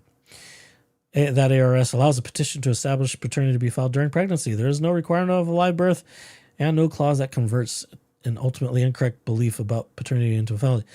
Well, if they didn't prosecute this, then any woman could just drag a man through the mud anytime she wanted to claim to be pregnant, even if no pregnancy ever existed and no pregnancy ever materialized into an actual baby, or even a verifiable miscarriage should things go sideways. That's not good jurisprudence. The law assumes what real life has always reflected. Early pregnancies are fragile. Facts can change and people sometimes get it wrong. No, because people who are pregnant don't just rely on pee tests. They go and see their primary care, and more tests happen, more trends are charted, and then at a certain point we have an obstetrician or a gynecologist. Many women have see one or other on occasion. They'll have an OBGYN because, women who take care of themselves do certain things medically every so often, right? Things like being screened for breast cancer, pap smears, things like that. Things we learn about in health class in high school. Yeah. Just, good female health care. I don't think Laura Owens has ever done any of that. In that framework, there are essentially two lawful outcomes to a paternity case. The court finds you are the father, or finds you are not. Well, I suppose it could go the other way. Finds you are the mother, or finds you are not. I don't think it's just unilateral one direction there. I mean, that just assumes that the only thing happens is that pregnant women come in and try and find fathers. I could see other avenues. The remedy for being wrong has always been civil. Fee award, sanctions, credibility findings, not prosecution. Most women don't commit the same scam on multiple different men. So that's the difference. Owens filed a single paternity case in her life. No, there have been more. They've turned other ways. Paternity turned abortion coercion and then Clayton's, that's at least two. And then claiming we're pregnant, sharing HCG. See, we've added layers. We've added layers over time. Twins has happened a few times. Cancer has been a wild card, other things. When she later told the court she miscarried, she moved to dismiss her own petition. Oh, whoops, I skipped that. She supported it with early clinic. See, we're just constantly harping on the same points. Oh, the blood, urine, HCG tests that were positive, which could more than satisfy any good faith basis to file. No, not if. Shit. Okay, I'm not going to keep going on that. We know how this goes. When she later told the court she had miscarried, she moved to dismiss her own petition. That sequence is exactly what the statute contemplates, not what it criminalizes, except there's patterns of behavior over many years. In reviewing reported cases and media coverage, I have not found whose I. Oh, we have an I statement there. Interesting. Instead of some other third party. We're trying to pretend we're a separate researcher.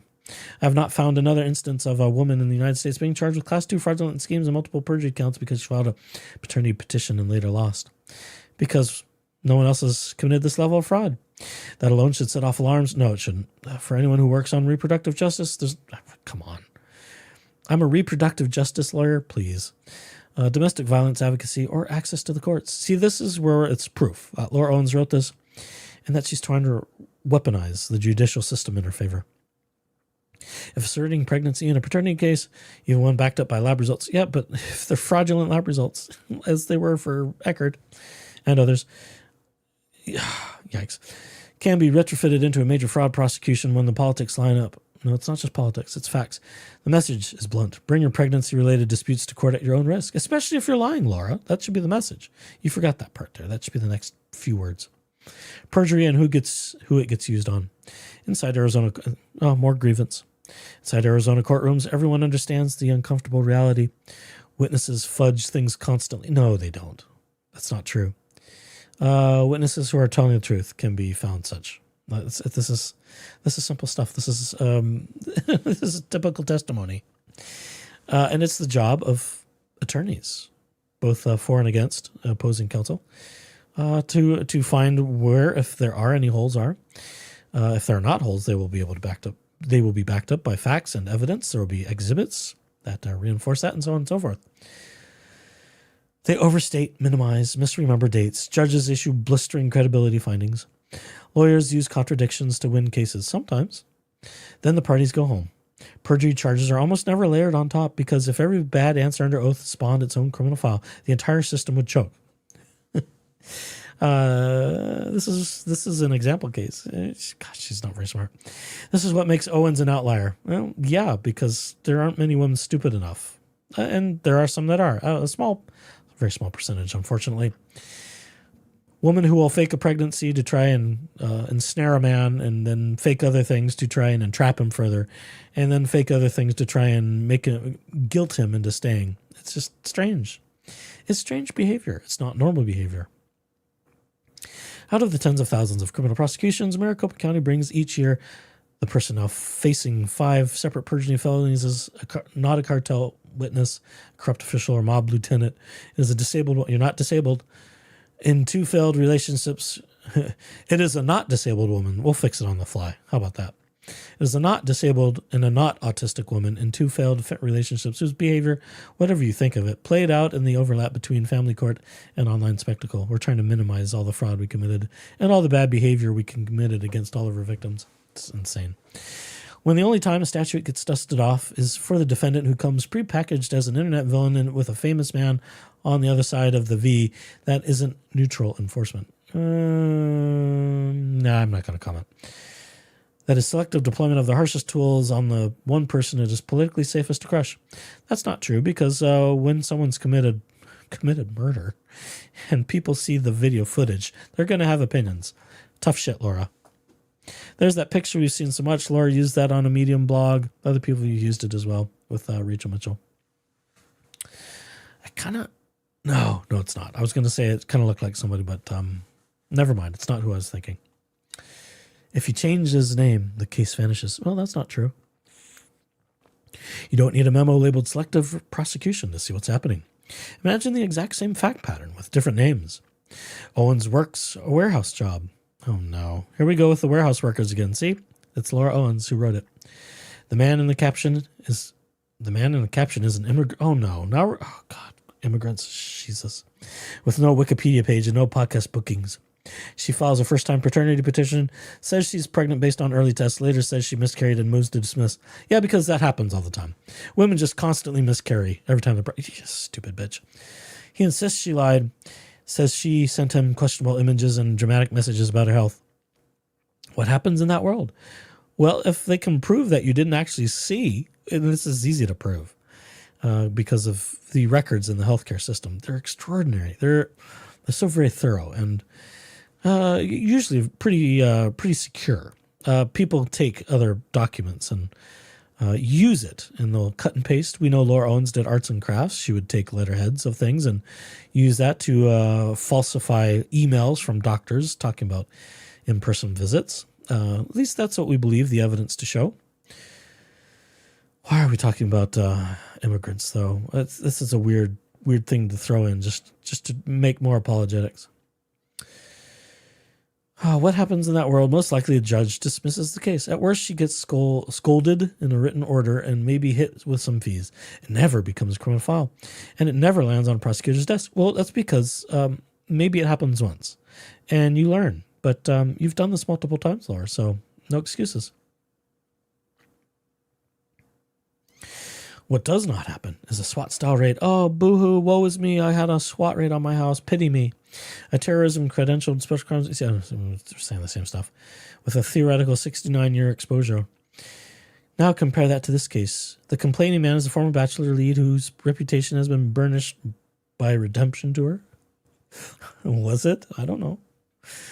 There's a coordinated fandom eager to punish Owens and applaud any official who does it. No. We're here for the truth. We're here for the facts. And nothing but the facts, please. Just the facts, ma'am. Something you cannot do, Laura, is give the facts. National commenters have publicly promised to pressure the... I read that wrong. National commentators have publicly promised to pressure the county attorney to indict. If they have the facts, they can. If they have the evidence, they can. That's what their job is. Photographs show the elected prosecutor poses. So what? Who cares? Demanding prosecution. The same status that sit dormant in 1,000 other messy relationship cases suddenly roar to life here. That's what selective prosecution looks like in practice, not a written policy, but a pattern of who gets the book thrown at them and who gets told to sort it out in family court. Oh, boo-hoo. Oh, don't commit crimes and you have less chance of picking the short straw, Laura. That's just that simple. Gosh, we've got 3 more sections. I don't think I'm going to make it, folks. Oh, my Lord. Holy hell. What public safety risk exactly? That you'll recommit with other men, with other victims. That's the risk. Prosecutors justify her choices by saying resources are finite. Rachel herself talked about not having enough lawyers to take every case to trial. I might start skipping because I'm running out of steam. Running out of steam quick. So it's fair to ask, what public safety risk does Laura Owens actually pose that justifies this level of investment? That you have at least a 10-year history of doing so. And men don't need to be treated like this. Just as if the situation were reversed, women don't need to be treated like that. So, you know, it's everyone should be equal under the eyes of the law. Women should not get special treatment for crimes they commit, just as men should not get special treatment. Nor should people of certain demographics. So there's that. Justice, if it's working efficiently and properly, should be blind. If you or someone you love has been the victim of shooting, blah, blah, blah, blah, blah, blah, blah, blah, blah, you're entitled to be furious, and that's where so much prosecutorial energy is going. You're entitled as a taxpayer to know roughly what it has cost. Are we going to talk about what things cost? We'll skip. Arizona public records laws give citizens the right to ask for the price tag, whatever the exact dollar figure, the real cost. Blah, blah, blah, blah, blah. Gut check for any resident. If you choose who you might encounter alone in an alley in Phoenix at night, would you rather be Owens? We're going to claim a not autistic, under 100-pound woman with no violent record. Boo-hoo, boo-hoo, pity me. I'm such a victim, Laura Owens. Because right now the office is acting if she's great through that. This is like, I think some of these are a collection of Medium blogs that just all got run together but never published when she took the page down. The chilling message this sends. There's another audience for this case. Anyone in Arizona considering whether to step into a courtroom at all. And we're gonna say that, think twice before you come into court, which you should. You better make damn sure you're pregnant before you accuse someone of getting you pregnant. Because there needs to be some evidence, and there needs to be medical evidence. It needs to be verifiable medical evidence and all those things. We're going to co-opt abuse. I'm going to skip through some of this, survivors of abuse, because Laura likes to claim to be an abuse survivor. We'll talk about that tomorrow. Historically, that is handled with sanctions. We talked about that already. We're going to whine about class 2 felonies.